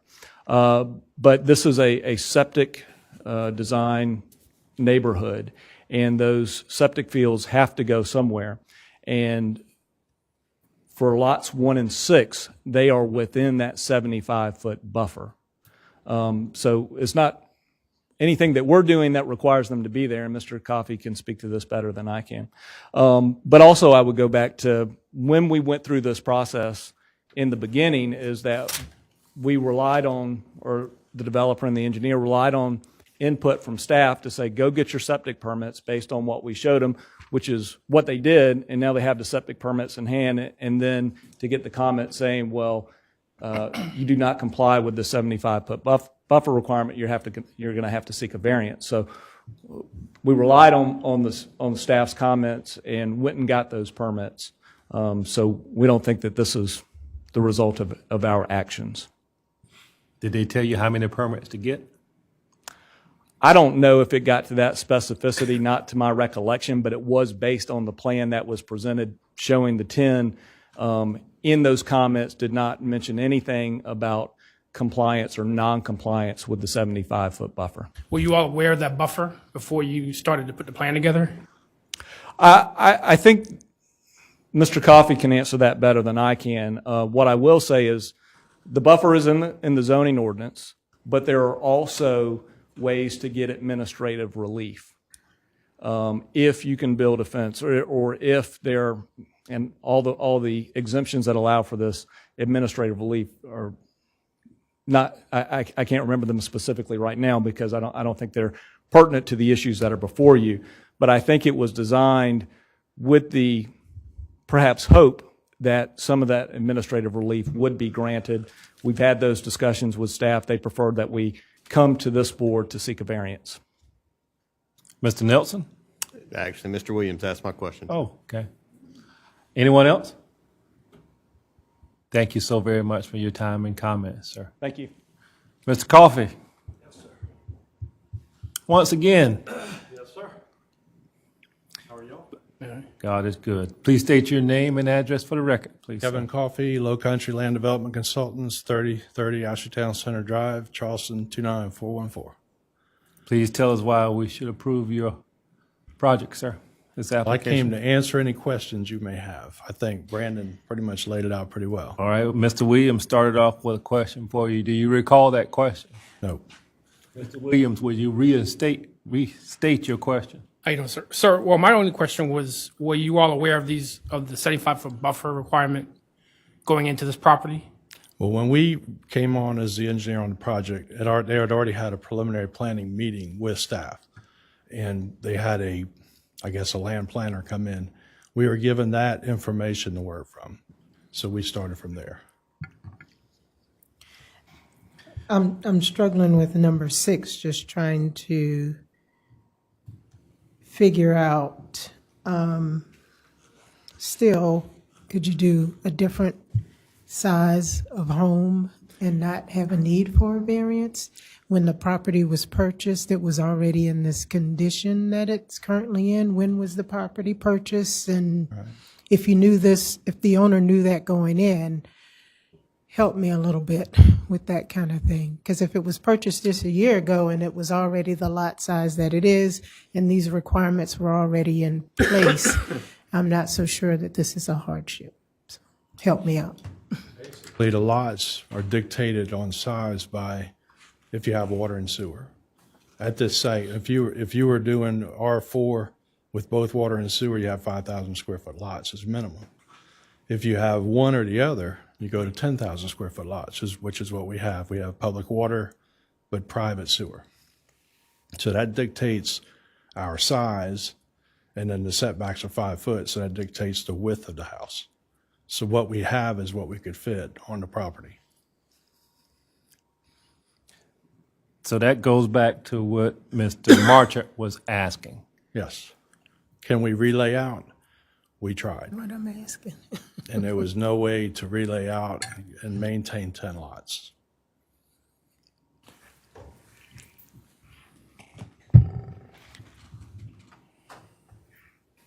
Okay. So if I'm understanding this correct, you said there was no way that you could lay it out differently?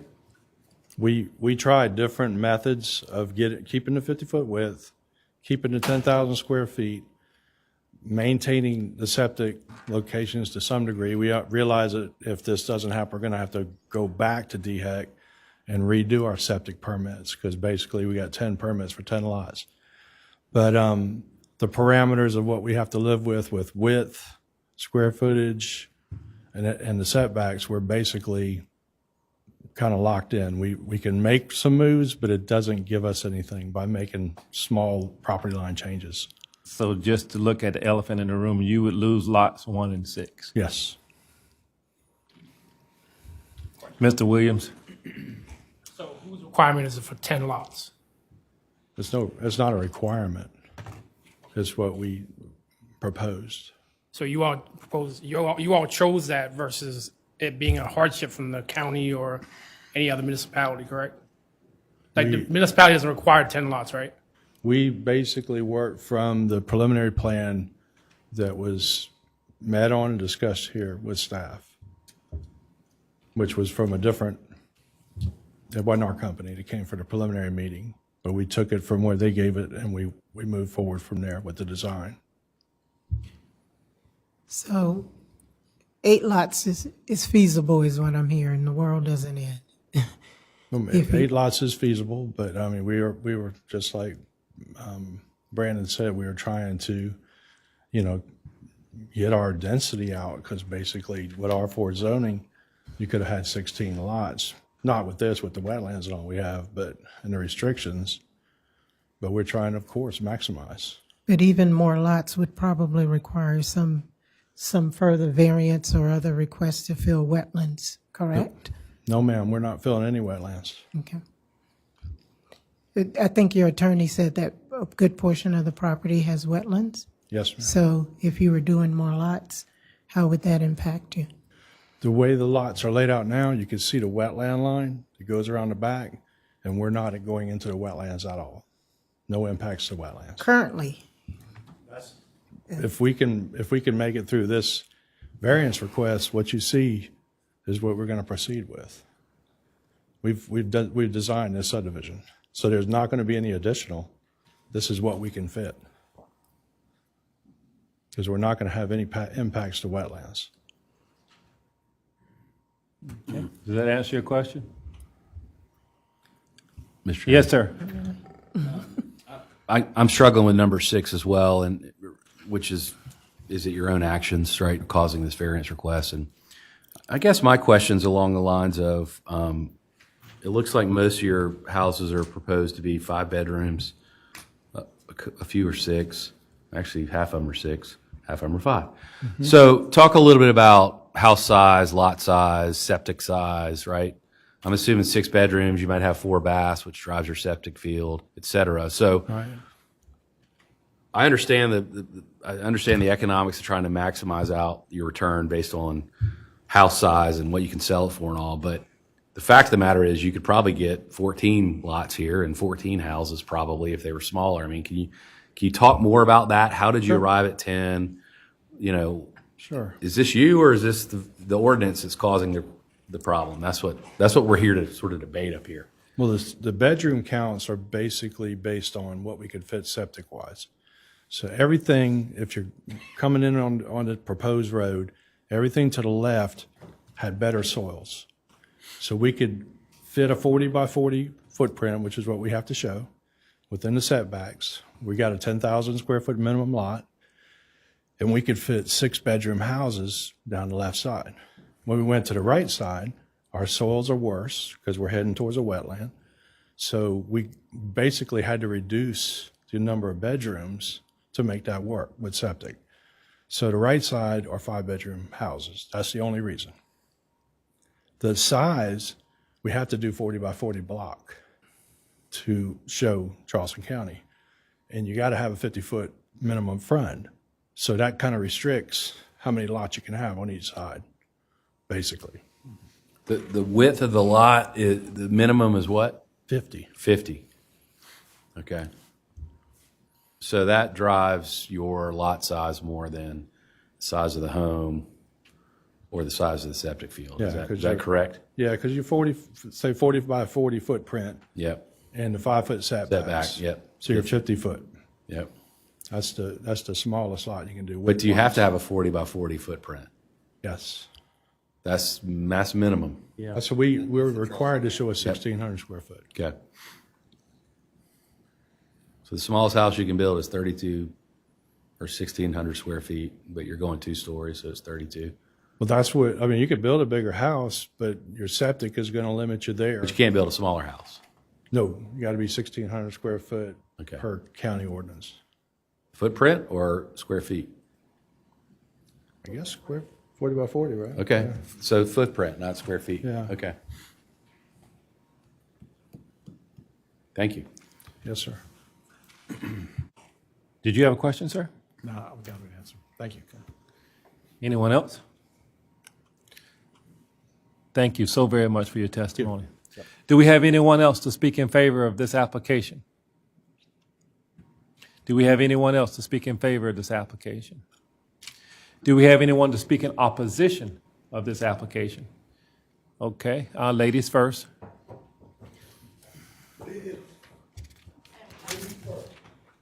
She's walking up. We did receive one letter of support that's in your packet from the airport. And then we received, there were 2 letters of opposition in your packet and then 22 letters of opposition in the supplemental packet.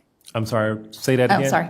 In the packet that's online, there's 2 letters of opposition. In your supplemental packet you got on Friday, there's 22 letters. Good. Okay. Thank you. I apologize for the wait. Oh, no problem. My name is Kristen Meyer. I live at 2482 River Road. And can you pull up that aerial that shows the property for me? Just so you guys can see what I'm talking about here. It'll help. So there's, yeah, that close-up one, please. So there's the property, the blue. I'm right across the street, and see behind me is Burden Creek. So, you want to go in and tear down all these trees. And where's that water going? It's going in my house. It's going in my garage. You want to see what happens? I'm so sick of these developers. I never had this problem till they started developing around Johns Island. That's any storm. That's my yard. Where's the water going? Mr. Downey, would you get that from her so I can see what she's talking about? Now that belongs to this body now, okay? That's fine. That you're submitting. Are you wanting to And it submit is those? yes, please. And it is a scenic road, whether you think it's scenic or not. It's scenic, designated.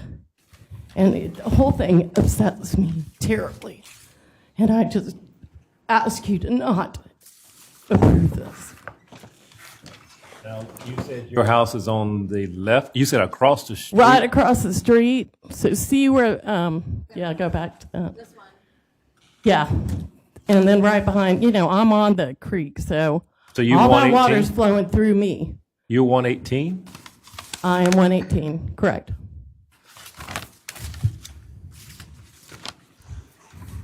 Mr. Nelson? You was playing with it, so I just thought. Oh, no, I was just leaning forward. But I will, one thing I do want to mention, so our purpose up here tonight is to hear the variance request for a setback off of River Road. We actually have no authority to determine whether or not the property's developed. Oh, I know, and I know they've got rights to develop it. Okay. But they don't need to develop it to the maximum. Okay. I mean, leave as much green space as you can for the scenic road and for absorption of water. Okay, just wanted to make sure we were Drowning clear like of that the at this purpose of point. this hearing, yeah. It's a good point. Pass it down.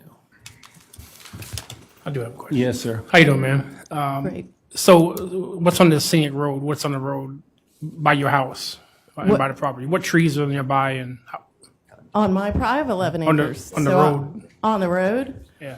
I mean, I've got a ton of trees, and then across the street, there's that little store, that old little store, and there's the field. It's kind of a little bit open over there, but I mean, if they move closer to me, they're moving their septic closer to me. They're moving everything closer to me, and it's all going to go through my property because that's the way it drains.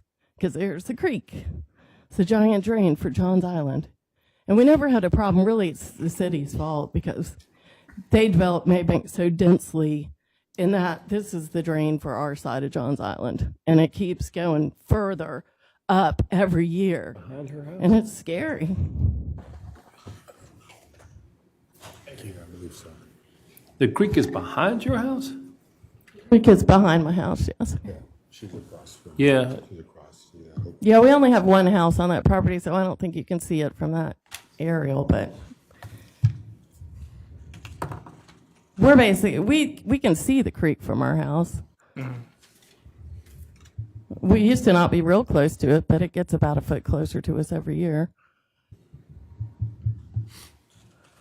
So for a little bit of context, for the pictures that you submitted to us, what date were these taken, and do you know what size rainfall event had occurred? That was probably, it could have been one of the, there were two hurricanes that came by, and I can't remember which ones those were. Around 2017, 2018, Matthew. Could have been one of those. But it's if a tropical storm just goes by and a high tide doesn't even hit us, we're looking at 2 feet of water in the garage. Okay. Anyone else have a question? Thank you so very much for your Thank you. testimony. Yes, sir.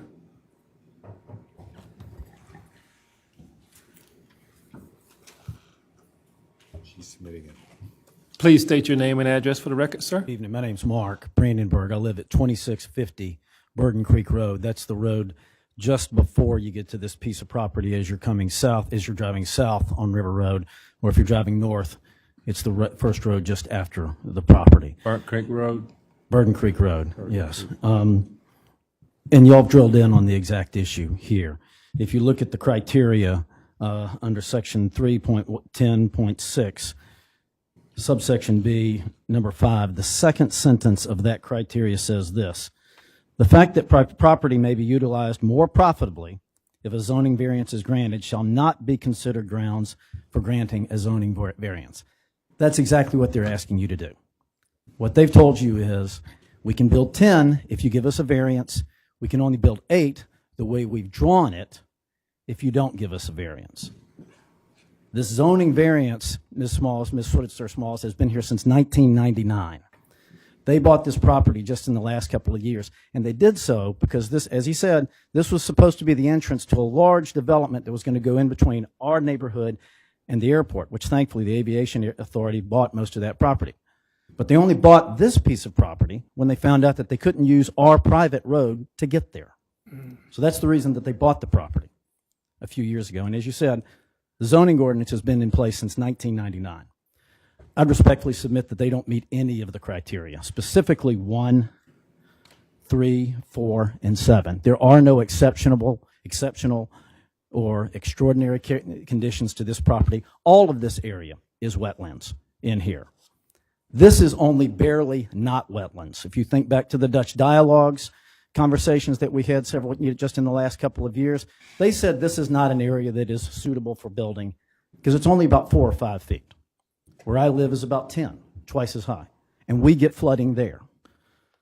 Because of the conditions, would it effectively prohibit or unreasonably restrict the use of this area? Absolutely not. Again, what we're talking about is a difference between 10 lots and 8, and that's as they've drawn it right now. On the other hand, will there be a substantial detrimental effect on the public good, the character of the zoning district? You just heard it from the closest neighbor to this piece of property. That's criteria 5. And last, will granting it substantially conflict with the plan and purpose of the zoning ordinance and of the comprehensive plan? I can go through the purpose of the zoning ordinance. I can go through the comprehensive plan. I won't belabor it, but they don't meet any of the criteria. And in fact, they specifically violate number 5. That is, the only reason they are asking you for this variance is so they can put 10 lots instead of 8. The law is clear. The law is clear. You cannot grant them a variance on that basis. And on that basis, I would suggest you do not. Thank you. Thank you for your testimony. Hold one moment, please. Sure. Do we have any questions of him? Thank you so very much for your testimony. I saw one more hand. Okay, how about all the way in the back in the blue? You raised your hand. Hello. Name and address for the record, please, sir. My name is Gary Worth, 2493 Summerlin Drive. Okay. My property is right behind the one with all the trees on it. I guess that would be east. Okay. So, I oppose the variance probably because there's not really a hardship here. I mean, I know Pierce and Bryan. I was part of this supposedly larger development, which wasn't pretty. People waved at me with one, the good boy wave because I was selling out, and we got ate up and spit out, and it was terrible. So, I own close to 20 acres there, and I've been there for about 35 years. It's a money thing. I like Pierce. I like Bryan. They're good guys, but they got plenty of money. They don't need 10 houses. They can get away with 8. And I love the guys. I mean, they're good guys. There's only one thing I do want to say, though. I have to disagree with Mr. Brandenburg just a little bit.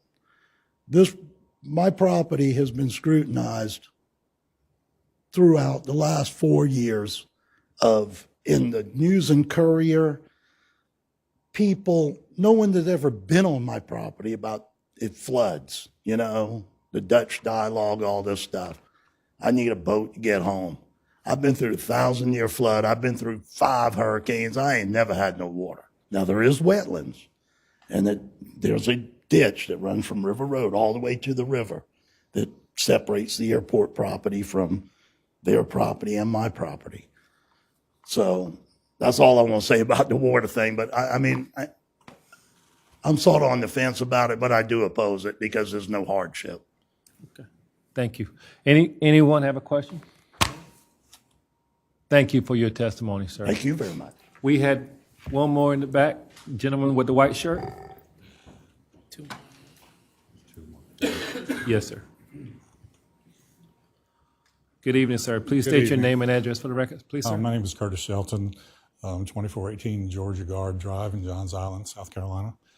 I'm here. I don't live that close to these folks. I'm about a mile or so away from the property that we're talking about.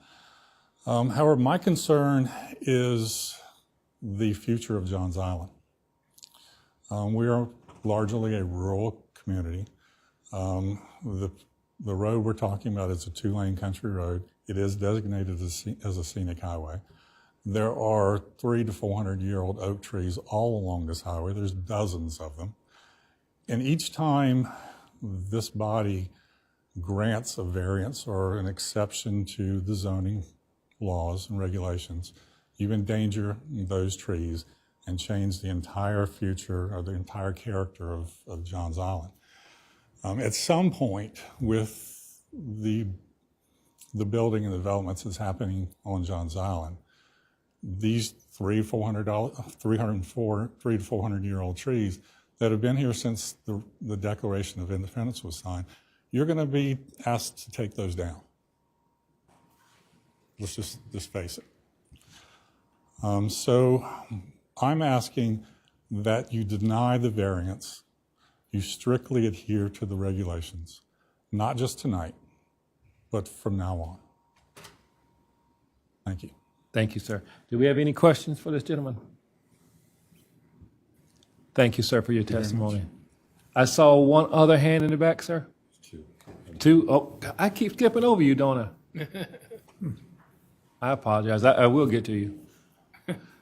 Please state your name and address for the record, I'm sir. Ed Swales. I live on 2771 Burden Creek Road, and on the back of this, the property, the subject property. And I just think that I think 8 houses is too many houses on that piece of property, and certainly 10 houses. And I think that the applicant knew what the rules were to start with, and I would think that the variance should be denied. Okay.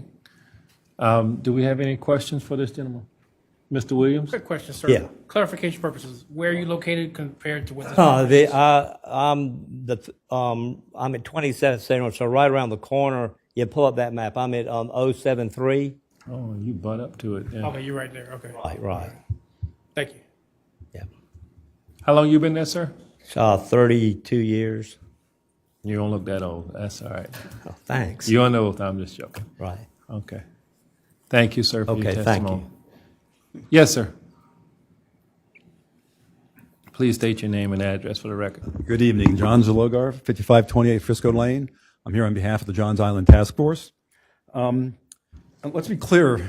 They're asking for to add 2 lots, not to take away 2 lots, right? That's really what it's all about. They want to add 2 lots because what they're currently allowed is 8 lots. And so they want to add 2 lots. The other thing is it's zoned R4, which allows 4 houses per acre. And it's 3.09 acres of highland. 3 times 4 is 12. So the maximum amount of houses they can put here is 12, not 16. So just beware of that one. And if you look at their drawings, you bring up the drawing of the line drawing with the lots on it. If you were to look at it closely, maybe you can on your iPads there, whatever you have. Most of the lots appear to be between 60 and 70 feet wide. The minimum lot size is 50. Okay? So what's driving part of this? I think a lot of that's driving this is the fact that they've decided, they've decided to go with septic. There's currently a sewer line being put down River Road right in front of them. Matter of fact, they use that as a reason they need to get rid of it. It's been their decision to not go with the sewer. That would allow them, because of smaller lot sizes, as mentioned, to actually have 12 houses here. So they've decided themselves not to build 12 houses on sewer, but rather to instead of building the 8 on septic, they want to get a variance to get 10. A lot of different numbers there, but that's what it turns out to be. And then they mentioned wetlands is an exceptional condition. Welcome to Johns Island. Everybody knows there's wetlands. They bought the property, as the gentleman mentioned. They bought the property knowing there was wetlands, so certainly not an exceptional condition. So it looks to me like they actually do not meet 5 criteria here. 5. Criteria 1, exceptional conditions.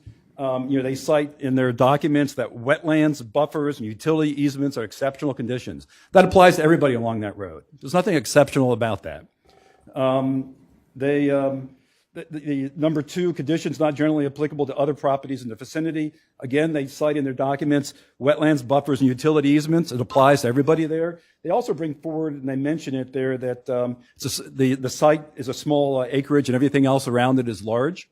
Well, if you look at it, if you could go back to the aerial, oh, that's good. Let's go back there. If you look from the green line, which JZI down there, Johns Island Airport, and go all the way up to plow ground, there's 12 pieces of property along River Road. 12. 7 of those are smaller than their property. So it's not a burden. So they don't meet criteria 2. Criteria 3, restrict utilization of the property. They could put 12 houses here if they want to. They could put 8 houses. They wouldn't have to be here today. They want to add 2 additional houses to get to 10. But if they want to use sewer, they can put 12 houses there. It's their decision. Criteria 4, detriment to the community. Absolutely. This, as someone mentioned in terms of the trees, it's iconic. The roadscape is iconic on Johns Island. Let's keep the 75-foot buffer there. And finally, criteria 6, it's not a result of the applicant's own actions, right? They can put 8 there. That's what it allows them to do. They want to add 2, but their own actions are not to use sewer, where they could put 12 houses there. So criteria 1, 2, 3, 4, and 6, they don't meet any of those. And obviously, they only have to not meet 1. So certainly from the standpoint of speaking for the Johns Island Task Force, I recommend that you do not approve this. Okay. Any questions? Thank you. Do we have any questions? Thank you so very much for your testimony tonight. Do we have anyone else to speak in opposition? Do we have anyone else to speak in opposition? So now, sir, you have the right of rebuttal. Limited to 2 minutes, sir. Thank you. I think the nature of the comments reveal that there is no detriment to the public being proposed. What we hear is a general opposition to development. 8 houses are too many, 10 houses are too many. Issues with stormwater runoff. Those are not the issues before you. But I do want to address some of the, I guess, issues and criticism leveled at the developer for, well, you know what you were buying when you were getting into this. Well, that's not exactly true, because this parcel was never intended to be developed as single-family homes. It was part of an assemblage of a larger development that was approved by the city of Charleston, challenged in court by Mr. Brandenburg's HOA, and they lost. Those plans were moving forward, and then the Aviation Authority swooped in and bought it from the purchaser. Not from those guys, but from the purchaser, or from the owner. And so what they have is a parcel left over that they have to do something with that was not consistent with their intended use. So they've got money into this thing, and they have to recoup that money, and they have investment-backed expectations and protected rights to that. And perhaps, there's no doubt, it can be developed with 8. And perhaps if we'd have started out this process and the county would have been clear, you cannot, this is not in conformance with the violations, probably could have dealt with it then. But we're a year down the road, going through all this way, and then to have it come up at the end, that's not their fault. That's not their action. They did what they were told. Go get your septic permits based on this design. So that's why we're here. I know they like to say that they're greedy developers. They got plenty of money. They can stand to lose 2 lots. But they are property owners, and they have rights. They're not looking to do a mega development. They're not trying to maximize the density. What they've asked is for a reasonable variance that, as you can see, will improve this scenic road. You heard the lady who lived across the street. It's vacant. Pretty much, there's a field in that dilapidated store. What they are proposing will better the community.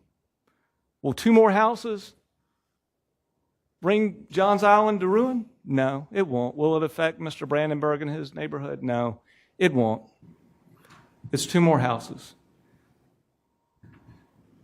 We are here based on the county pushing us this way. So for those reasons, we would respectfully request that you grant the variance. Okay, thank you for your testimony. Do we have any questions? I'm going to get to you, Ms. Smalls, okay? Go ahead. One for a moment of levity, I guess. We did get a compelling letter about the storefront being part of the Swamp Thing movie. So you sure it's not a historic structure? I mean, that's... We also have a big wetland north of Mount Pleasant that was part of that movie as well. So, little known fact. Anyway, the one question I had, Mr. Zlogar brought up the force main that's being constructed along River Road. Why has the applicant not attempted to tap into that line whenever it is constructed by CPW? It's not in construction. There are plans for construction. I think they're going through the acquisition process now. We all know how projects go. We don't know what the delay is. They started this planning process before they were approached by Charleston Waterworks, I believe, and they were far along into the process. So I think it's unreasonable to say, all right, you invested this money into this property, you've paid for the engineering, you've bought the septic permits, but why don't you wait 2 years and then you can develop more lots? Who knows what the housing market will be in 2 years? Who knows what lost opportunities they'll have if their money's tied up in this project. So I think we have to look at the timing. The project is not under construction. We don't know when it's going to be completed. Ms. Smalls, I will come to you. That's my question. Oh, okay, all right. Go ahead. Mr. Chairman, thank you. Help me with the logical process of site planning and where septic tanks drive planning, because full disclosure, I'm an architect, and in my world, when I get a piece of property, I draw a red line around everything I can't touch first. That's the first thing I do, whether it's a setback, a buffer, an easement, I draw a red line. And everything within that red line I can touch, I can do something with. And then I find out what I can fit in there, right? So this idea that septic systems are driving variance requests, I struggle with. So help me understand how the owner of the property did not understand the constraints of the property prior to laying out the subdivision. I can't answer that for a couple reasons. One, I'm not a land planner. Two, I don't have that historical knowledge. What I do know and what I've seen through the documents is, for whatever reason, it was designed in this way, and it was presented to the county, and the county raised no issues with it, which led to the next stage in the planning, to go get the septic permits as directed. So I think there are legitimate questions that you have. I apologize, I can't answer them, but what I can tell you is, you know, if these issues would have come up earlier, and that's not to say that perhaps my client doesn't have some blame in that, but I think if you look at the fact that if they missed it and the county missed it, it's not entirely clear. And so because of that uncertainty, we would request that we not go back to step 0 and begin the process again. Go ahead, Mr. Nelson. You know, I think I'll speak for behalf of maybe several of my board members up here. The difficulty that this case presents is that no one's really presenting any compelling evidence that staff actually did anything wrong in the review process. We're kind of led down a path of generating a conclusion that somehow staff looked at a plat and missed something that should have been there, but the owners of the property would have actually missed the exact same thing if nobody prior to 1 year ago realized there was a 75-foot setback on River Road as prescribed in Zeldar. And so it's a chicken and egg that we're faced with in the arguments that you guys are making to support encroachment of that setback area. I think it's a fair point, and I don't know what was in the heads when it was initially developed, but I will go back to the point that there are ways to get administrative relief from this right-of-way buffer without having to go to this board. And perhaps that was what was contemplated in the reason why it went down this path. So we have some special conditions that are part of the staff's recommendations if we choose to issue this variance request or authorize a variance request. Are those the same administrative relief items that you would see? So what are some others that you would typically see? I'm sorry, I didn't mean to cut you off. I think they're different, and I think it depends on a number of factors. But the conditions that staff is proposing are not the criteria for that administrative relief. I don't think that there's anywhere in the code that grants you administrative relief by installing a fence or installing a berm. That is something additional that staff has requested and that the developer is willing to install. Okay, do we have anyone else? Quick question. How you doing, sir? I'm looking at criteria number 4, where it talks about the authorization of a variance will not be of substantial detriment to the adjacent property. And the note here by staff is that this is a scenic road. And then there were several residents that wrote letters stating that that this would kind of get in the way of the scenic road aspect of it.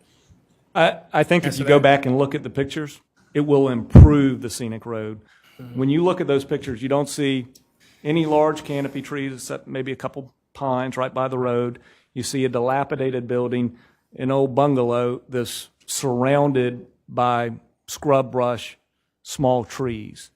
So I think when you look at what they're proposing to do, the conditions that staff are going to, that they have recommended that you impose if you grant the variance, that you are not going to see any detriment to the public. Now, I understand the opponents think that any development is detrimental to the public, but that's not really the issue that's before you. Is this variance, if granted, detrimental to the public? You've heard the neighbor say that there's nothing there except for, those few trees. So this is actually going to improve. It's not going to be a detriment. Okay. Anyone else? Thank you so very much for your testimony today, sir. Thank y'all. Okay. This case is closed to the public. Does any board member have a question of staff? Can I make a point of clarification right here? Yeah. Ms. Brooks? Yeah, you were just quick. You were talking about the buildable area earlier. It is 1,600 square feet, the minimum width of 20 feet. So that is an amendment that was made to the ordinance. Just to clarify that. But the minimum lot width for the R4 zoning district is 50 feet, regardless of water, sewer, so. Even with a 20-foot wide footprint? Yes, that's okay. Mm-hmm. Does every board member understand what she's saying exactly? Go ahead, Mr. Nelson. So I don't know who I'm supposed to ask this question of, but the applicant is hanging a lot on a meeting that occurred prior to several other folks getting involved in this development project. So do you guys have any recollection of what transpired in that meeting and whether or not there was any discussion of the 75-foot setback at that time? That would have been with our subdivision staff members, and I'm not familiar with how that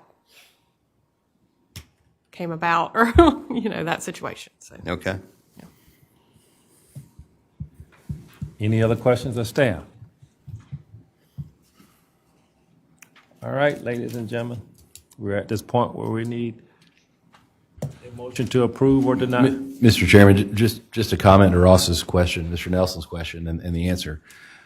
My understanding is authorities having jurisdiction do not hold responsibility for rules and regulations, right? I mean, they can certainly advise and make judgment based on the law or the ordinance, but it's the owner and or the owner's consultants that are responsible for that, right? So I struggle with that a little bit because it doesn't, forgive misunderstanding for variance request, if that makes sense. So that's just sort of where I'm coming from. I agree with you, Mr. Marchant. Comment, sir. Yes, sir. Yeah, I know. We're out of order. All right, I need a motion to approve or a motion to deny. Motion that we deny. Ms. Moss, did I hear you? In the matter of BZA 0123-00646, I make a motion that we deny this case based on criteria number 6. I think this particular piece of property had already had its natural limits with respect to shape and size, and that the owner knew that when he purchased this piece of property. And I think also it's not the obligation of this board to decide or approve this based on his financial conditions. Okay, that is the motion. Do we have a second? Second. All right, we have a motion that's been properly moved in a second. Any discussion? You can make your statement, Mr. Lee. Well, my statement would concur over here. It's not our job to base our decisions on the financial or economic holdings in criteria 5. We're not really supposed to consider that, but we're supposed to consider 1 through 7 criteria. So that's my statement. Anything else? The argument from the applicant seems to be, economic, and it's not our job to consider economics. Okay. Anyone else? Any other discussion? All right. All those in favor, please say aye and raise your right hand. Aye. Aye. Uh-oh. It's unanimous. Unfortunately, gentlemen, your application was denied.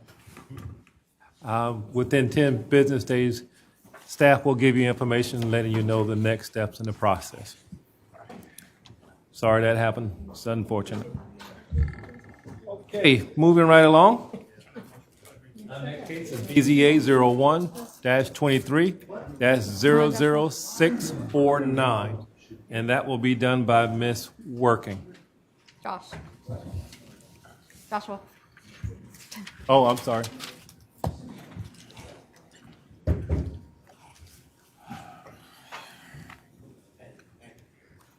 Hate to be in that hallway right now.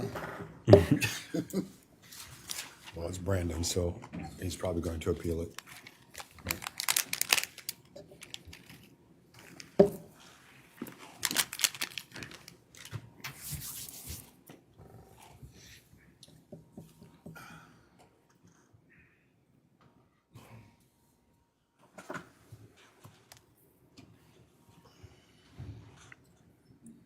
All right, so BZA case 01-23-00649, the applicant, John Douglas Allison of Charleston Golf LLC, represented by Mark Pepper of Pepper Law Firm, and the property owner, Teddy M.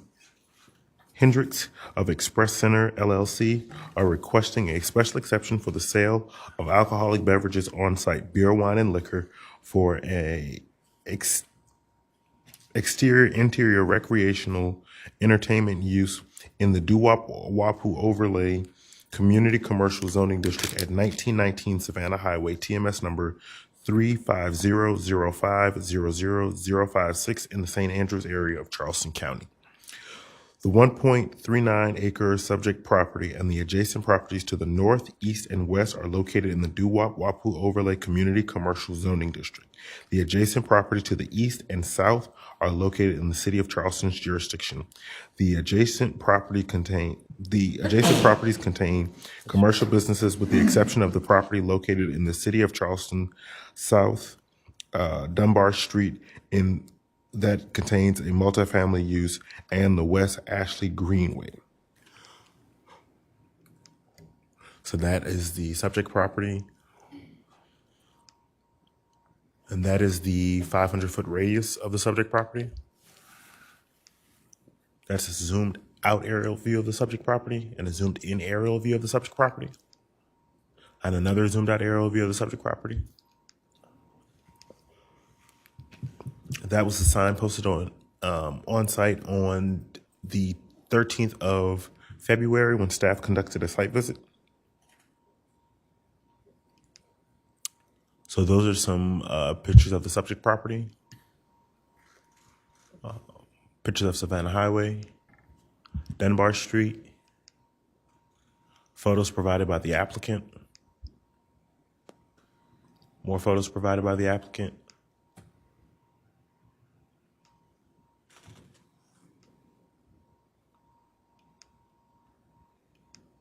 Okay, so the applicant applied for a zoning permit, ZONA 0922-03562 in September of 2022 to establish Charleston Golf Training Facility. The applicants received a business license, ZONE 0123-15332 on January 10th, 2023. The applicant's letter of intent explains the Charleston Golf is an indoor facility with 4 TrackMan simulators. These simulators are the latest technology for training purposes of golf. It also allows you to play a virtual golf on over 100 courses across the world. Charleston Golf has 2 shuffleboard tables, a putting green, a dart board, a foosball table. We are hoping to attract customers to play more interactive games, states their letter of intent. Their letter of intent also says that they have been approved by SCDOR and SLED for beer, wine, and liquor sale. And we have a 6-seat bar area along with a full food menu where you can order hot dogs, hamburgers, sandwiches, and sodas. The bar part of our business will be less than 15% of our projected sales. So staff does believe that they have met criteria 1, 3, 4, and 5, and may have met criteria 2 and 6.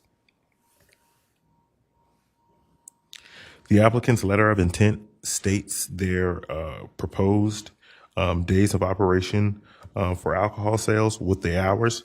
The hours are Monday through Thursday from 11 a.m. to 9 p.m. On Friday and Saturday from 11 a.m. to 10 p.m. and on Sundays from 11 a.m. to 7 p.m. So the Charleston County Board of Zoning Appeals may approve with conditions, or deny BZA case 01-23-00649, a special exception for the sale of alcoholic beverages on-site, beer, wine, or liquor for the interior, recreational and entertainment use in the Doo-Wop-Wapu Overlay Community Commercial Zoning District at 1919 Savannah Highway, TMS number 35005000056 in the St. Andrews area of Charleston County, based on the BZA's finding of fact, unless additional information is deemed necessary to make an informed decision. In the event that the board decides to approve this application, the board should consider the two following recommendations by staff. The applicant shall meet all requirements of the state of South Carolina for alcoholic beverages sale and provide proof of the state's approval of zoning planning staff prior to the permit approval for the use, and the days and hours of operation for the sale of alcohol shall not exceed Monday to Thursday, 11 a.m. to 9 p.m., Friday and Saturday, 11 a.m. to 10 p.m., and Sunday, 11 a.m. to 7 p.m. That was the site plan that was submitted. That was the plat. That is recorded. Are there any questions of staff? Does anyone have questions? Staff. Thank you, sir. Yes, sir. Please state your name and address for the record, and please tell us why we should approve this application, sir. Thank you so much. My name is Bryce Pepper of the Pepper Law Firm. Apologies for those of you who may have been expecting Mark. Wow. And, well, first off, I'm going to be brief. I just want to thank you all and all the staff. It's been really interesting to see how the whole process works, to see a whole community come together for a project, and then at the same time be able to see community come together against. It's really cool to see it all in action. So thank you all for the service that you provide. If we could go back to the slide as far as the criteria we need to meet, I will be brief. My dad always taught me don't use 10 words when 5 will do.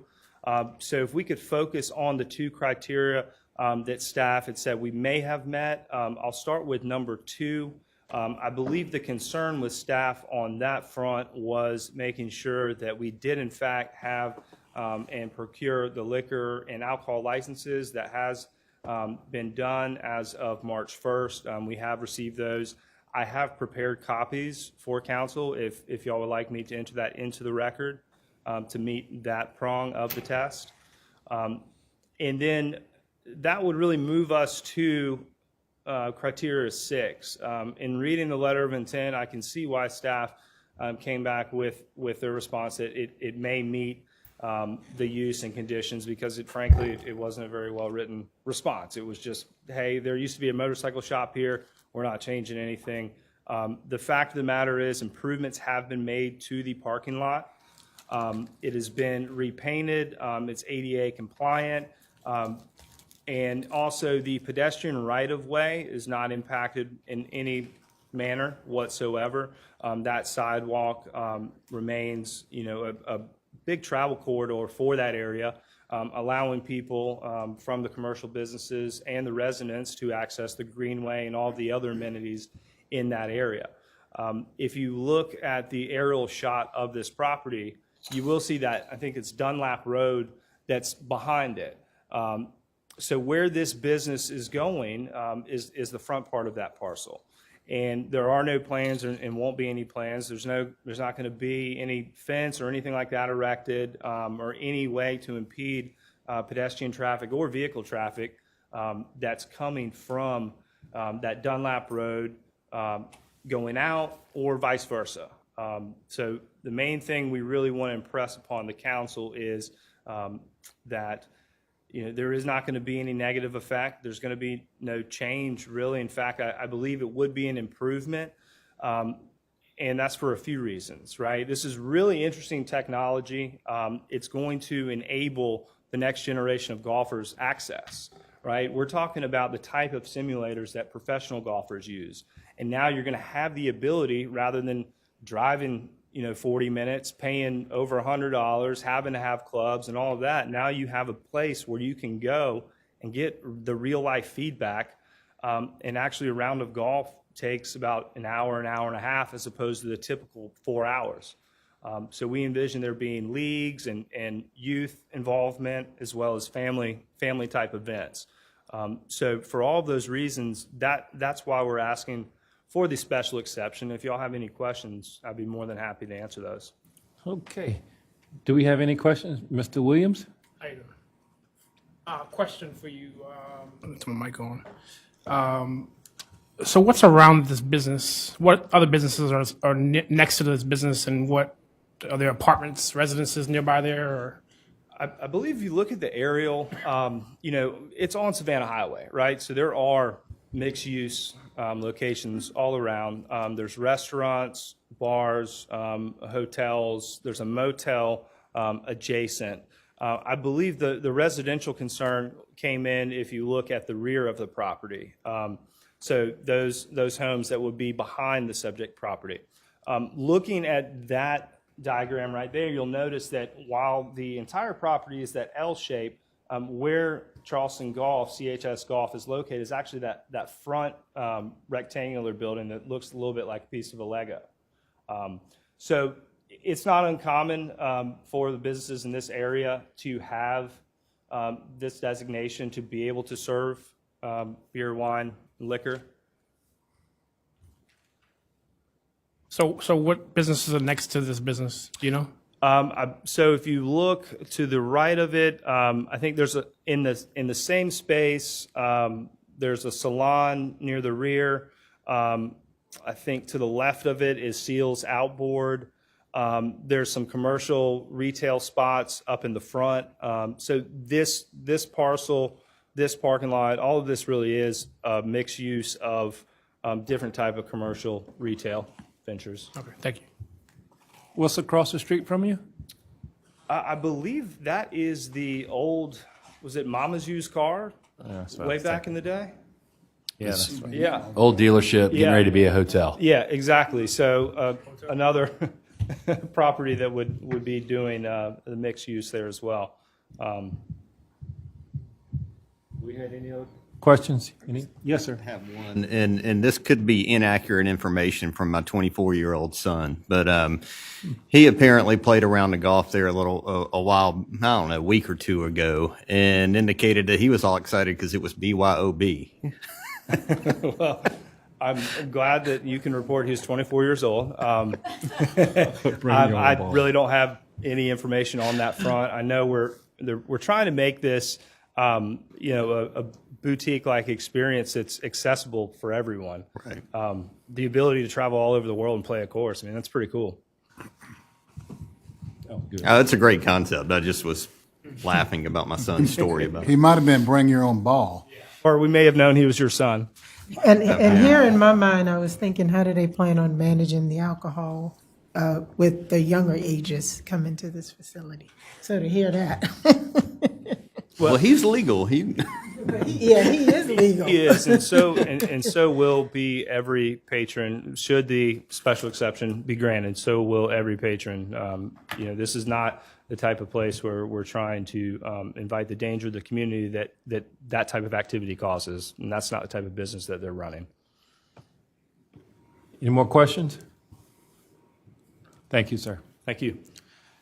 Do we have anyone else to speak in favor? We do have the general manager, Chris Young. If you want to say a few words, if y'all have any questions for him. John, address is 146 Dogwood Ridge Road, Somerville.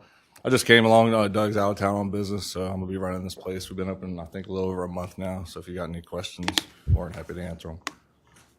Thank you, sir. Any questions? Okay. I thank you so very much for your Thank you. testimony. Anyone else? You the only person left in the room. Are you going to say anything or not?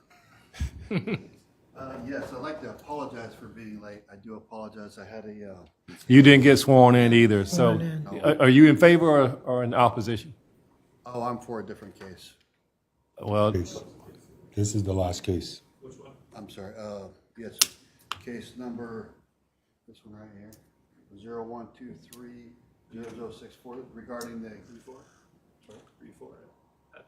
Yes, I am. Okay, It perfect. is. Yes. all right. Thank you. Thank you. Where do I get this? All right. So since there's no one else here to speak in opposition, I'm going to close this case. Okay. All right, board members. Any questions for staff? Before the board deliberates, we did receive one letter in opposition. Okay. We addressed that letter too. Okay. So. Any other questions of staff? All right, then, board members, I need a motion to approve or deny, please. Yeah, Ms. Moss, go ahead.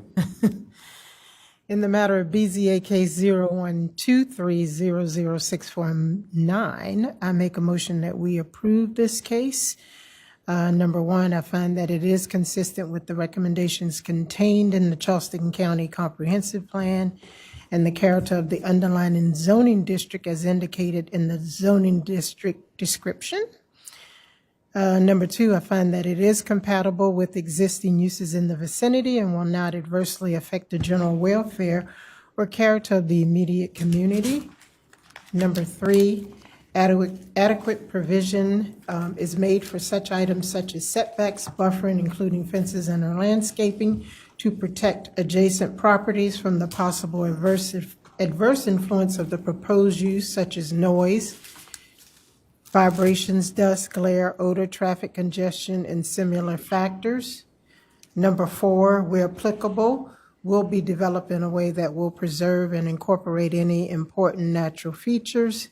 Number five, complies with all applicable rules, regulations, laws, and standards of the ordinance, including but not limited to any use conditions, zoning district standards, or site plan review requirements of this ordinance. And number six, vehicular traffic and pedestrian movement on adjacent roads shall not be hindered or endangered.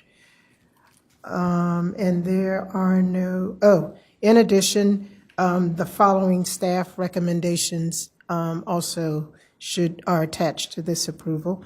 Number one, the applicant shall meet, there are two of them, the applicant shall meet all requirements of the state of South Carolina for alcoholic beverage sales and provide proof of state approval to zoning and planning staff prior to zoning permit approval for use. Number two, the days and hours of operations shall not exceed Monday to Thursday from 11 a.m. to 9 p.m., Friday and Saturday from 11 a.m. to 10 p.m., and Sunday from 11 a.m. to 7 p.m. Thank you so very much. Do we have a second? Second. Mr. Williams, thank you, sir. Any discussion? All those in favor, please indicate by saying aye and raising your right hand. Aye. It is unanimous. Congratulations, gentlemen. Your application has been approved, and within 10 business days, staff will give you information letting you know the next steps in the process. Once again, congratulations and good night. Thank you. Ms. Workin, there was one other point of business that you wanted to address with the board? Oh, yeah, just a couple of things. So April 3rd, we have 8 new business cases. Sorry. We have 8 new business cases. That one old business, I think I probably will just schedule it for May since 8 is a lot. And that one might take a while too. Are you guys still okay meeting at 5? Okay. And that should be committee room. I thought I changed that. Anyways, I'll let you know the right room. What are the nature of those cases? Oh gosh. We have a hemp farm. Have a what? Farm on Edisto. That's the only special exception. I think everything else is a variance. A what farm? Hemp. I'm sorry, we have a couple SDRs, and I did them, like you said, in a row. SDRs. So not too bad, I don't think. Well, only one tree, because to me, the trees are the ones that take a lot. And then for training, congratulations to Mr. Jordan for doing his 6 hours orientation. And everyone else will get an hour and a half. You have quite a while, Mr. Seidel, to get yours done for the 6 hours. So next month that will be updated. Okay, and then finally the schedule. Do you mind passing that out? The main thing, like I said, is I'll let you know where we're going to be, but I wanted to know if you were okay adding that June, I think it says the 26th, right? Yeah. And I'll send you a calendar invite. I just didn't want to do that without asking you guys first, if that would be okay for the amortization cases.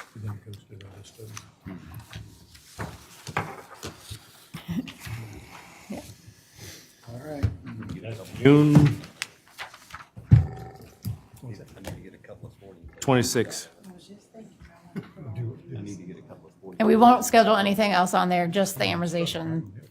We could have done, we could have one, but no more than 5. Okay. And all those will be short-term rentals, basically? Yes. Well, that'll make it easier then. Yeah.